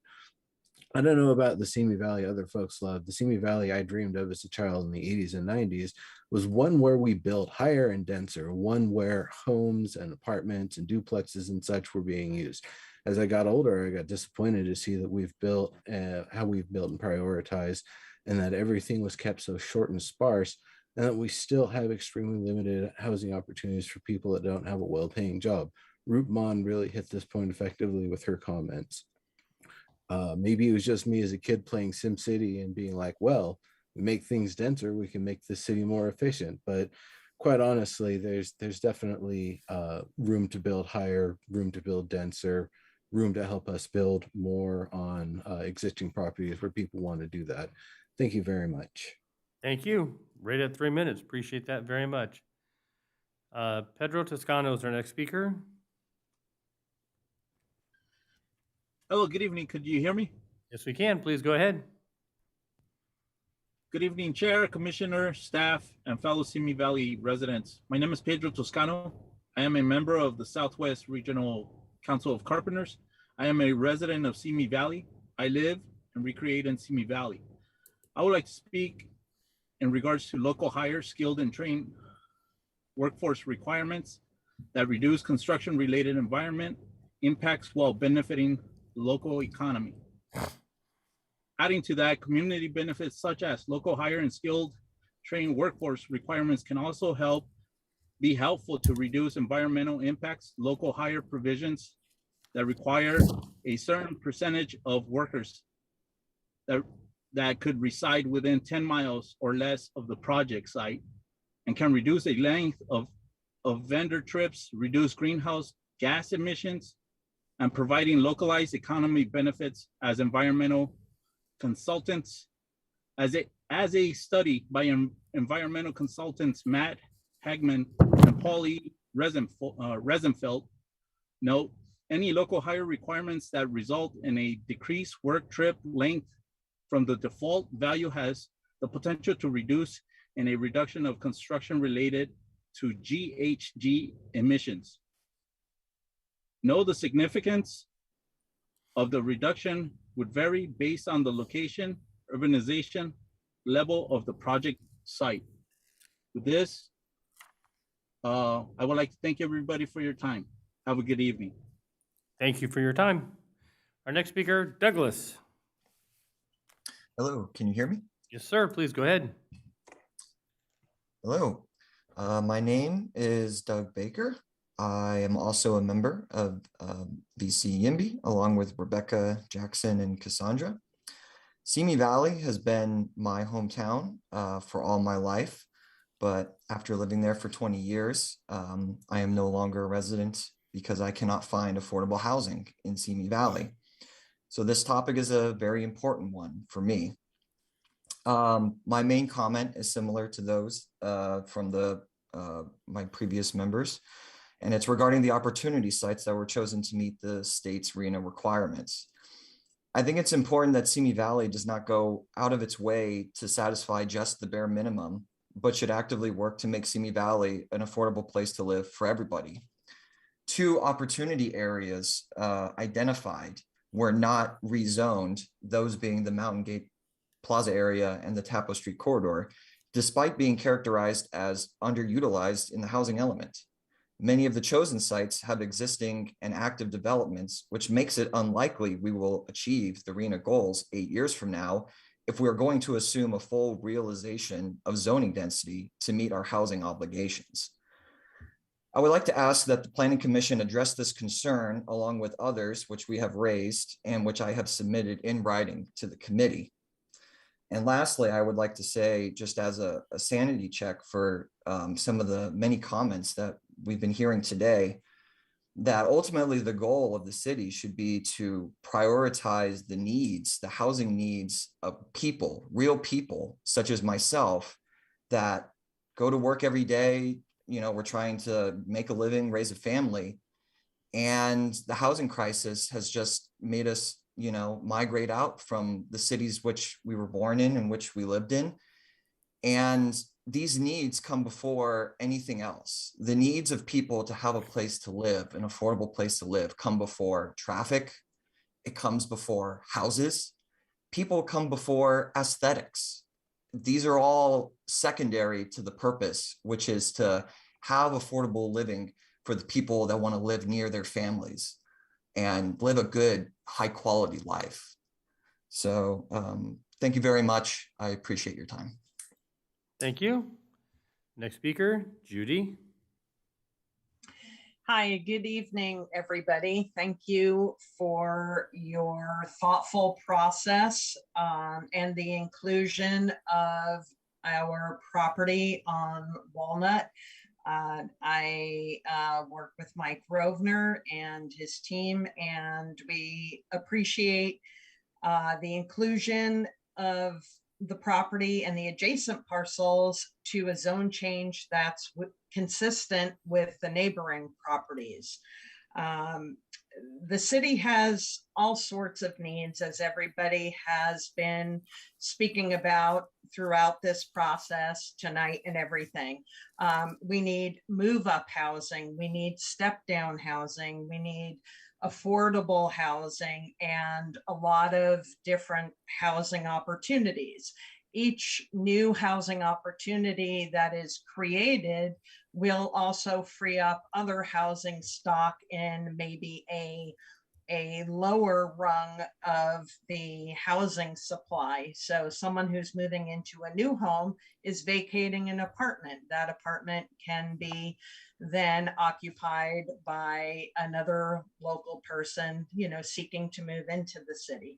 So again, we just want to thank everybody for all the work and efforts that went into this process, and appreciate it, and have a good night. Thank you very much. Our next speaker is Debbie.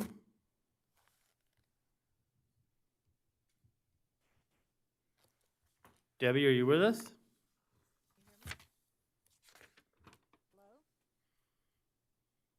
Debbie? Hello. Hello, Debbie. Please, go ahead. Hi there. Good evening. I would like to say that we do oppose everything that's wanting to be done in the Apricot Fig area. We live on Apricot. We have lived in this area for since the 80s, and you know, we like having our animals, you know, and we like the rural feeling. I completely agree with the Wolves. We happen to be neighbors, and we like our little area. And since they've built the 3-story condos, townhomes, whatever you want to call them, we don't care for them. It's increased our traffic, and you know, we'd like to keep our area. And I'd like to know, where's all this other water going to come from? You know, and we're in such a shortage, and you know, we don't want to lose our area when you have so many other areas in town. I mean, I remember when we fought this when we lived up on Adam Road, because we had so many horses and stuff, and we wanted, you know, we didn't want to lose anything. And you know, we just don't want to go anywhere, and we don't like seeing, you know, all these new houses coming in. We would prefer to stay here and hope that everybody goes, you know, they develop other places. You know, it's not nice when you have a 3-story unit looking down at you in your own backyard. And where are all these kids gonna go to school at? Our little school down here, I don't think can handle that many more people. And that's all. Thank you for your time. Thank you for your comments. Do we have any other speakers? We have no more speakers at this time. Thank you. Oh, thank you. Appreciate it. Okay, before we get on to comments from staff regarding statements made during the public hearing, we're going to go ahead and take a 5-minute break. Sound good? 5 minutes enough? Okay. We will be back on, let's see, what time do I got? 8:22, 8:27. So 5-minute break. Thank you.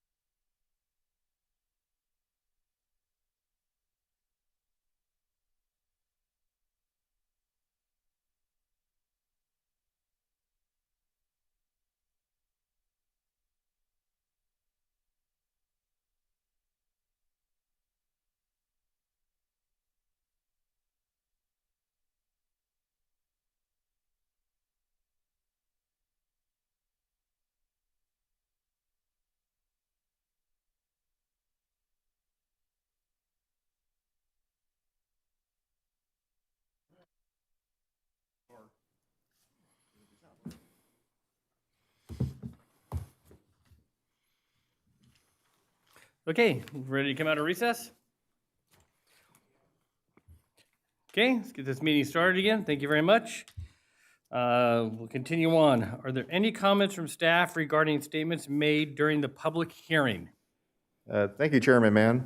I do have a few comments I'll make, and I'll leave an opportunity for the other staff to provide their comments, as well as our housing consultants as well. But I listened to all the speakers and try to make notes, and I'll address some of the comments in order as we heard them.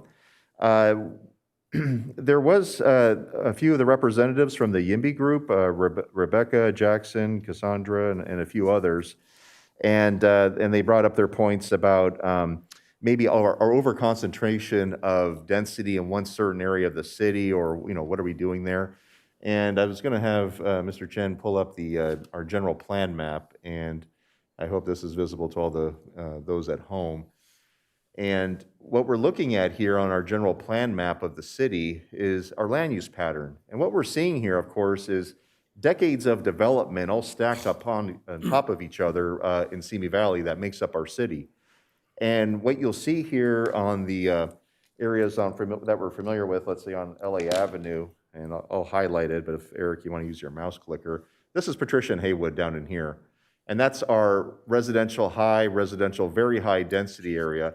And so some of the speakers were saying, well, why are we funneling all our lower income minority populations, let's say, in one area?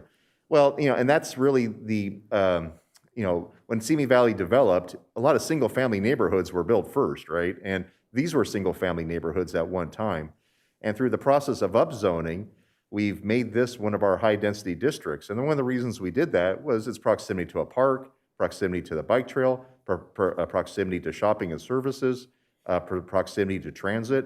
So it's the reason why it's in this location of the city, let's say, rather than some edge of the city. It's on the valley floor, and it was an area for economic purposes that was, ripe for development. But that's not, the only place where we allow high density housing in the city. And this addresses one of the other comments that maybe this housing element update doesn't go far enough to upzone certain areas of the city. And Eric, can you reduce that? The shopping center districts that we updated and as part of our last housing element update, you just maximize this window and minimize this screen right here? Yeah, minimize, we don't need that. Okay, and just maximize that, there you go. And just, so what I wanted to say was there are areas from the last housing element update where we put mixed-use overlays in our commercial zones, and specifically, I'll mention the Mountain Gate Shopping Center here at LA and First. In theory, that's a mixed-use site. You could do 35 units per acre density development, and in the 8 years since we adopted our last housing element, we haven't got a single project in that area. Over on Tapo Street, again, one of our mixed-use corridors where it's commercial shopping center with mixed-use overlay, 35-acre development, we've essentially got the one project, the SRO project, which was approved, but it really hasn't been built yet, and we're crossing our fingers it does get built. That's the only housing project in that district from the last housing element update. All that zoning is still there. If somebody wanted to come in today and do a project in those areas, a high-density development project, they could. And the good news is for the ones that kept mentioning the Santa Susana Plaza Shopping Center with the empty 24-hour fitness, the empty Blockbuster perhaps, or whatever was there, in our planning queue right now, we have a project pending on that site. And so that will be coming before the community, the Planning Commission, to take a look at. So there are some projects in the pipeline that I want to highlight. But this area along Tapo Street between Cochrane and Los Angeles is zoned and intended for high-density development. It's the market that needs to respond. And so one thing for the people that are concerned about Apricot, the people that are concerned about Leeds, is even when we go through this upzoning effort, it doesn't mean anything ever happens. There's lots of areas of the city where we've upzoned and very little development has occurred. I think our census numbers reflect that. We grew by about 2,200 people in this last 10-year period. That's the net change in our population growth. So Simi Valley does not grow that much. What's also going to be forthcoming after we do this housing element update is our specific planning efforts. The city received about over $800,000 to do specific plannings to, streamline our process, increase housing production. And what we're looking at is the Los Angeles Avenue corridor between Erringer to Sinaloa, and also, again, around the Metrolink area from Stearns to Tapo Canyon in this area in here, as far as areas for an additional overlay on the commercial or I think there's some industrial in that block right there, but in that corridor of the city to put an overlay for housing development in commercial areas. So yes, there isn't a lot of opportunity when you look at Simi Valley. A third of our city is open space, a third of our city is already single-family houses, but where we are trying to put multifamily housing development is near arterial streets, on the valley floor, near shopping. And that's always been our priority. So for the folks on Apricot or Leeds, again, that's one of the reasons why we are looking at those areas. Apricot is close to the Tapo Street corridor, and we're trying to find ways to increase residential density in an appropriate way in that location, and as well as around the Metrolink site. The other thing to also be mindful of is all the state Senate bills and Assembly bills that have been passed and signed by the governor. Around over 30 housing bills were signed yesterday by the governor, in addition to the ones from last week. And as staff, we're still trying to get our hands around them, and these bills won't take effect until January 1st. But again, all the housing bills that have been previously signed for previous years, we're still trying to also adapt to. And so, for example, in any single family house here in Simi Valley today, people can have the main house, they can have a accessory dwelling unit, and they can have a junior accessory dwelling unit. And one of the changes with SB 9 is now you can go from 3 to 4. And so that's every house in Simi Valley, generally, let me put it that way, because there's exceptions for fire hazard areas or floodplains, and it has to be owner occupied, et cetera. But under this new SB 9, it really opens up almost the entire city for housing development. And when you have 33,000 single-family houses like we have here in Simi Valley, a lot of our housing is going to be in the backyards of homes or converted garages or what have you. It won't always be in apartment buildings. And one of the things we did in all these Planning Commission workshops is we heard from the entire community. And again, we do stress an emphasis on a diversity of housing types, from single-room occupancy and workforce housing, again, all the way to penthouse housing. So we are trying to make sure we have both single-family houses, zones, and that's why we looked at the Heinemann property or the Walnut Hills, places to accommodate new single-family development, as well as multifamily development on these church properties or some of these other corridor properties that we talked about earlier. So there was a very comprehensive effort to look at a diversity of housing types in a variety of locations, and coupled with all the housing bills that are coming from the state, really the entire city's in play. There was a specific question early in the discussion from Mylene regarding the Cadota Fig area. I think she referred to it as a specific number A1, and very specifically, it's that parcel right there on Cochrane between Stearns and Tapo Street on the north side. And there's a handful of parcels there. And that area is governed by the Cadota Fig specific plan. And for the Planning Commission's benefit and the public, there are a number of specific plans throughout the city. I think there's about 12 to 15 of them. And some of them are for industrial areas like the West End specific plan or Brandy Spardine, but there are a few residential specific plans, and that's this one. And she mentioned the old 1995 rules that apply to her property, which caps the density in her area a little bit lower than what maybe the zoning code would allow. And so what I would say to that is, like, it's not part of our housing element update today, but if she is interested in changing the specific plan, there is a specific plan amendment process that they can entertain. So they're welcome to contact myself or city staff, and we can talk to them about that. But we have had a few proposals about what can we do out there. And they can get, even under the specific plan rules today, a reasonable amount of development that's compatible with the area.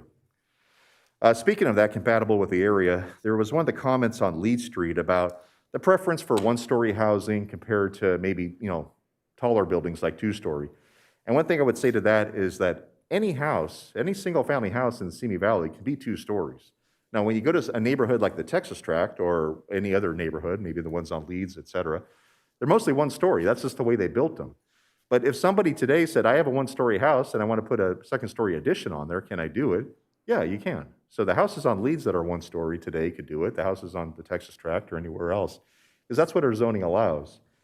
The property on Leeds Street at the corner there, the residential moderate zoning actually limits housing height on that property to 2 stories.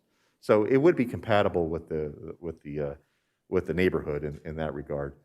One thing I can say about Leeds Street and Apricot, I think the neighbors there that say that it's on narrow streets and it's walkable and it has that certain aesthetic, well, that's not changing, even if we upzone those corner parcels. And the reason for that is the city's not in the street widening business. It's really when development occurs, that's when the street improvements get provided. So if those 4 parcels on the corner there are developed, yes, there would be curbs, gutters, and sidewalks added, but in general, the rest of the block would remain as it is today. And so I just wanted to let people know there, who are concerned about the change of character in the area. I think there was a question from Jackson Piper about the likelihood of development on the church sites and the others. And so for those parcels, those single parcels, I think the likelihood is very high because those applicants actually approached the city or they wanted to be included. It's these areas like Apricot or like Leeds where there's multiple property owners that the sites only become more developable if there's maybe a consolidation of parcels where they occur. And we saw on Apricot and on Patricia and Haywood that the last remaining parcels are the ones that aren't consolidating or they're just not big enough. So yeah, I do think the likelihood is the parcels that are just single-owned parcels will be the first to develop. And then if the market is such where somebody can buy 1 or multiple parcels, consolidate them, put up a project, that's really the only thing I see happening on those Leeds and Apricot areas. So the likelihood seems, the chances seem a little bit lower than the single-owned parcels. The areas with animal overlays will remain. If people have a single-family house and their zoning goes up, there's nothing that prevents them from keeping it just the way it is and with all the rules and rights they're grandfathered in, and they can stay there just the way they are with any new zoning. There was a lot of talk about workforce housing and labor housing, and I can push that to our consultant if she wants to add anything further. But one thing the city doesn't do, the Planning Commission doesn't do, is put conditions on approval that say you must hire local workers or anything like that. That's, the real world that figures that part out. What we do in our process is we kind of set up the bylaws, we make sure our housing element is in conformance with state laws. Sometimes there's projects that require what we call prevailing wage.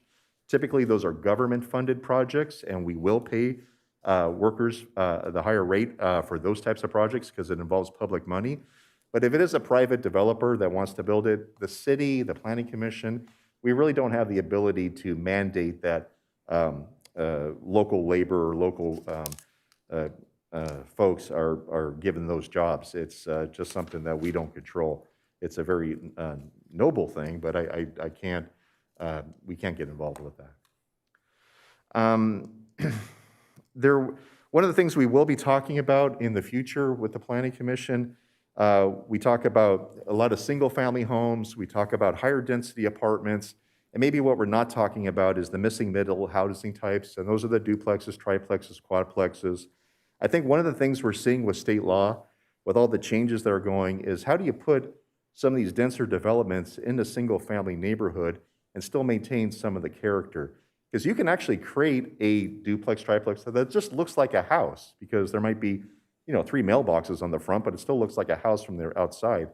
And that's something we're going to be exploring with the Planning Commission going forward about how to best incorporate these new housing types in single-family neighborhoods. So how do you make a duplex or a triplex fit right in so it doesn't change the character? A lot of the ADUs we talk about will be in the backyard. So from the street, you won't know a lot of new housing developments occur. But it's something that I think as we keep embracing all these new law changes one by one, we'll have to make sure our housing codes, our objective design standards, all the work we need to do after we update the housing element, all the development code update, addresses these aesthetics. I think there was one comment at the end there from Douglas about just build the housing, don't worry about aesthetics or these sorts of things. And you can have both. We can have quality housing and we can have quality looking buildings. And the Planning Commission does a great job on making sure there's four-sided architecture, making sure we comply with all our environmental requirements. Because when we raise the bar on whether it's commercial or residential development, that is economic development because the next project that comes in will meet that standard as well.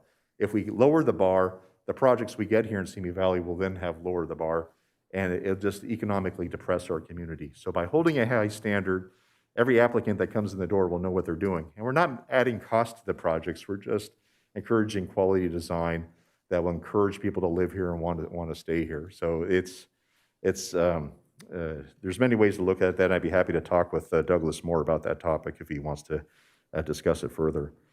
I think there was a number of comments about taller buildings. One thing I can say is the market forces kind of dictate what gets built. The reason you don't see a lot of high-rises, meaning 5 or more stories here in Simi Valley, is that's a very costly way to construct a building. You know, it's not wood frame at that point. It's going to be steel or some other sort of building material, not wood. And yeah, you see that in West LA or, you know, Westwood or Santa Monica or places like that, but we're not that economically. And what we tend to see here as the tallest of buildings is maybe a 4-story building. And through our density bonus laws, you can really do a 4-story building most anywhere in the city. Through the provisions of state density bonus law, they can usually get that 4th story there. So there's nothing in our rules today that prevent it. And the reason we don't see more taller buildings, because our rules technically allow it, is just that it's too costly. So I think this city going forward, we'll see a combination of 1-story, 2-story, 3 and 4. That's really going to be about it. And if we do 3 and 4 stories, we're going to make sure they're architecturally, you know, maybe like step backs where it's a wedding cake, so the massing of the building isn't so big at the street. And I think there was a lot of other comments, some of them repeated. I hope I captured the most of them. Mr. Gibson, Mr. Chen, if there's anything that I didn't cover that you'd like to add, you're welcome to. If Veronica or Lily are listening, they're welcome to add any comments as well. Any other comments from staff? Okay, and we're hearing none. If there's no further questions, we're going to close the public testimony portion of the hearing. We are now going to go on to any comments or questions from members of the Planning Commission. Commissioner Hodge, first in line, go ahead. Mr. Perez, could you address the thinking and the logic that went in the analysis of the apricot parcels and the increased density from very low to very high? Sure. Eric, if you have the ability to pull up that screen of apricot, maybe we can be a little bit more specific. Yeah, the PowerPoint or one of the slides that maybe show the zoning of that block. And while Mr. Chen's getting that ready, Commissioner Hodge. So one thing I could say, as far as we are looking at Apricot Street, again, Apricot in this location, and you can see it a little bit on that map. Actually, if you want to keep that map, that's fine, Eric. And if you can zoom in on Apricot right there, that actually shows it quite fine. So when you look at Apricot today, you'll see a combination of different zoning. It's off of Tapo Street, north of Cochrane. We're talking east of Tapo Street, and Eric, I forgot the name of that street right there. That's Ralston? Right there. No. That's the one. Cadota. Cadota? Fig Avenue. So we're looking at this block, and Commissioner Hodge, if you notice, there's actually a combination of different zoning in that area already. On Cochrane and on Tapo Street, it's the red, which is commercial plan development. You have a residential high zoning already on that block, and I think a residential very high along Cochrane. The property, is against the freeway. Some of the parcels there, again, it might be people's main home with the animal overlay. Nothing prevents them from, keeping that. But the reason this area was selected, again, is its proximity to arterial streets, to transportation, to shopping, and our other city efforts to improve this area, make it almost a new downtown for Simi Valley. So we're looking at that as part of our specific planning efforts and our ways to enhance the commercial uses that are there and increase the residential density. And again, increasing residential density in this immediate area was one of the goals. But it was really a combination of the transition of the block that has already begun and the opportunity from other property owners on Leeds that were in support of the process that spoke up at the earlier public workshops that we included that block in our analysis.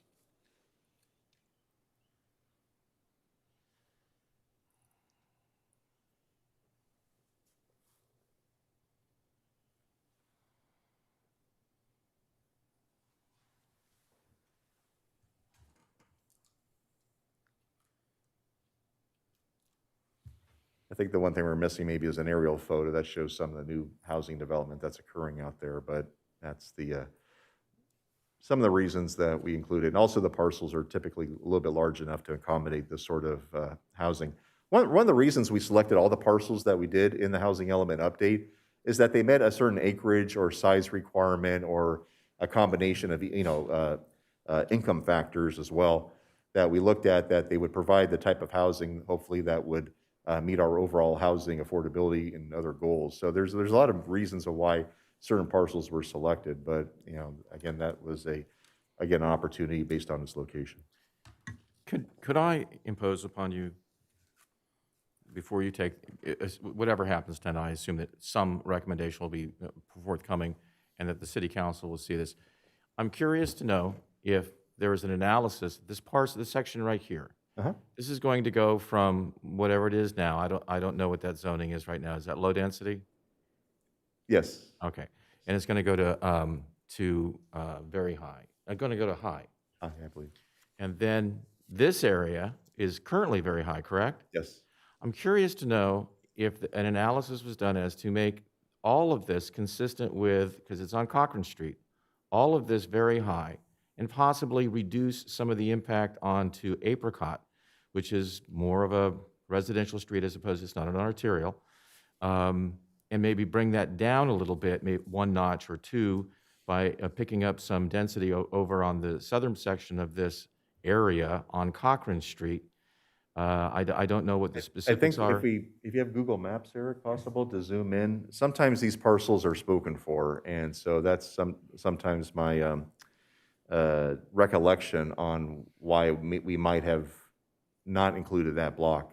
If you look, you have a senior complex in there already. yeah. And so I think these were the parcels in question that maybe you're thinking, obviously there's that development that's already there. This is the one I think that has the brown on it that hasn't developed out yet. And some of these houses, yeah, you're right. Could these houses be upzoned and put them on the arterial street? That is correct. Eric, if you go farther to the west on Cochrane, we did do exactly what you just recommended, Commissioner Hodge, down on this section of Cochrane. These parcels in here were giving a high density zoning designation. The challenge with this section of the Apricot, west of Tapo Street to Tapo Canyon, the reason we didn't touch this one is because it's essentially a long dead-end street that dead ends here at the mobile gas station. And because it's this one way in and one way out, we didn't want to create a situation where we are increasing density on that block for that reason. But we did look at this one on these arterial, some of these underutilized parcels, there is the substation there. But we did feel that there was an opportunity in our housing element to upzone that, and that you will see that in your document tonight. If you could move slightly to the east, back to where we sort of started. This section right here between Fig and whatever this is, it looks like some sort of a high-density housing. Senior complex. Okay, good. This just seems to be like a more likely area. If you're going to make it high density, to make it very high density, it's right on Cochrane Street, and maybe we might be able to provide a little bit of relief for some of the folks up on Apricot. Just a thought to look at and to possibly have the city council decide on, but I do think that it warrants consideration.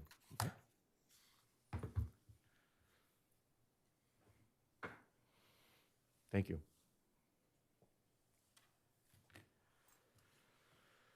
Any other questions? Okay.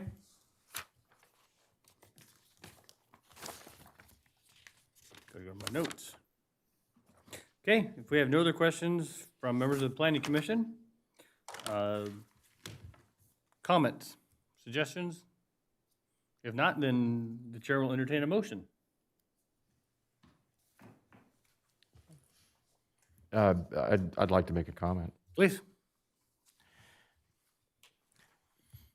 And this is the comments are not necessarily as to what I'd like to see different about the proposal or anything, but I'd like to have the folks who spoke tonight, and especially the ones whose neighborhoods are being affected, to understand, sort of the thinking and what needs to be done, and why things are done in certain ways and looked at in certain ways. And I appreciate very much that when it's your home, it's a very emotional thing, and it should be a very emotional thing. It's your home, and it's your neighborhood, and it's what you're used to, and it's what you planned on. And now all of a sudden there's going to be changes made, and that may be unsettling. I'd also like to speak to some of the folks who believe that housing in and of itself is the only thing that's important. That there are other things that are very important and that we need to take a look at and to be mindful of, and sort of follow up a little bit on some of the things that Mr. Peros had commented on, Director Peros had commented upon, about developing a city that is of a certain quality and to maintain certain things in order for the benefit of the city as a whole. As for the concept that housing is first and housing is the only thing, and that is if you have affordable housing that a person could have a great life, that's a little naive. And I think that there are other considerations that we have to think of all the time. There's traffic, there's public safety, there's access to recreation.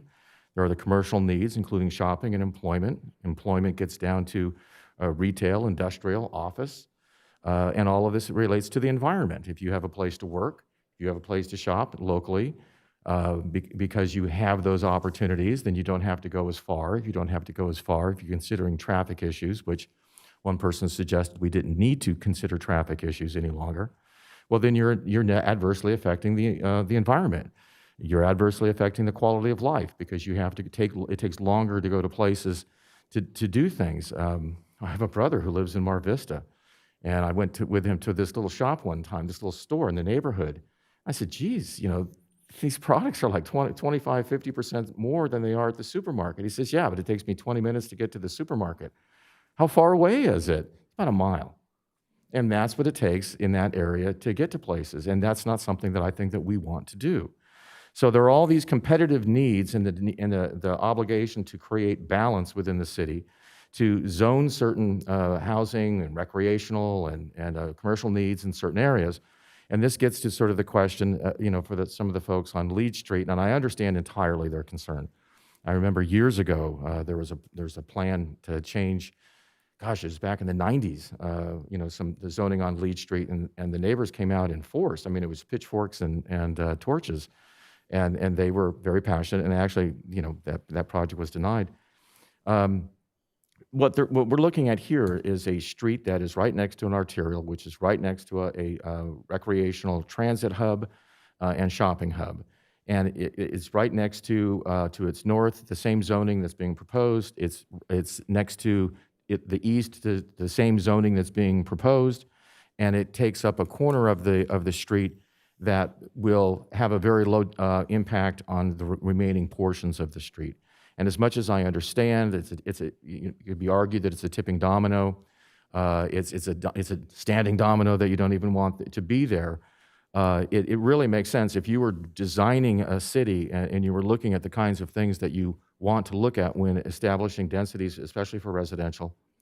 This parcel by itself, sitting on this particular street where it is, would be perfect for the kind of density that's being proposed. And so as much as I appreciate that the folks there are concerned about this because it could have an impact to their unique lifestyle, it really does make a lot of sense to have the zoning that's there. I don't think it will have the impact that some folks think it will. Even if it goes to 62 units, we've seen traffic studies in the past that show that even during peak hours, this might be an extra car trip per minute and a half. So you're looking at, maybe there's going to be 30, 35 peak hour traffic trips in the morning and something slightly less than that in the afternoon. And I do believe that they can handle it. It's probably going to require, I don't know if it's going to require a stoplight or not, but I wouldn't be surprised. So, I can support some of these individual things. I think that it's well thought out. I'm a little less sanguine about the Apricot Street issue, and I do think that that should be looked at. I'm satisfied with the other discussions with respect to Walnut Street. I carefully read the emails from the folks who were concerned about that, and I think that it's ultimately, because of the challenges with the particular property, it's going to be ultimately will not be as impactful as thought to be. And the rest of it, I think, is really well done. And I congratulate staff and the people that did the hard work that came up with this project, this update to date. And thank everybody for their contributions in a decision-making process, which can be very difficult and fraught with conflict. And those are my thoughts. Okay. Any other commissioners, any comments, any thoughts? Okay. Hearing none. The chair will entertain a motion.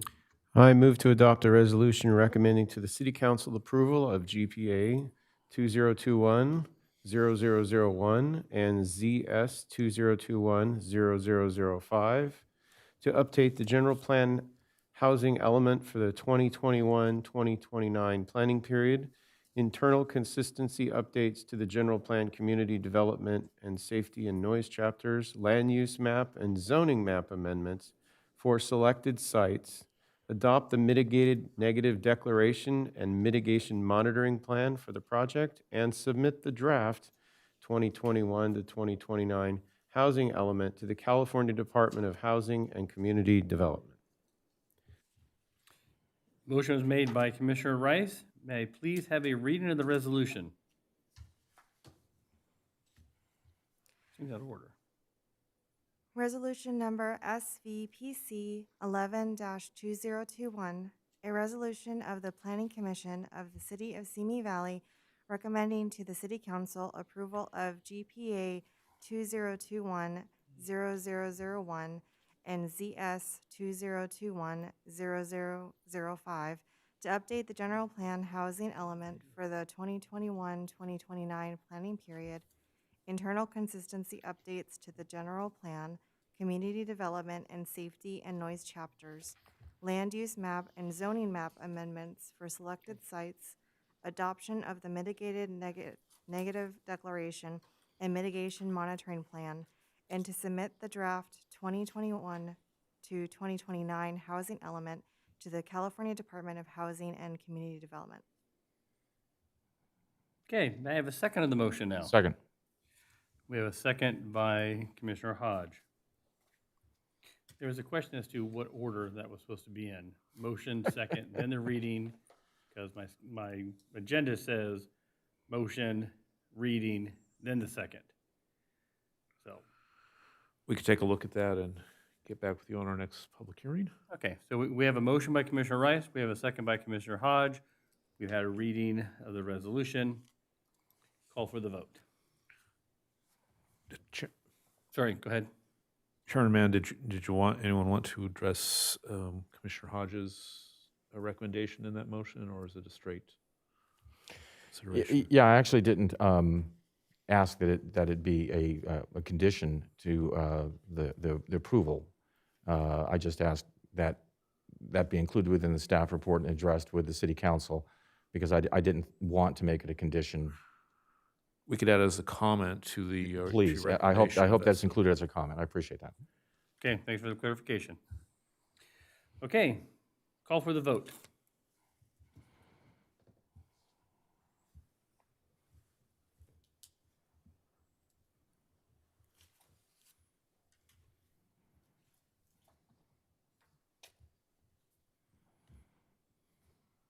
Does everybody lock their vote in?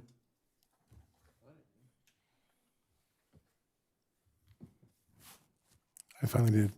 Okay. The motion passes 4-0 with Commissioner Gray absent. There is no appeal period for GPA-2021-0001 and Z-S-2021-0005. And the items will proceed to the City Council with the Planning Commission's recommendation.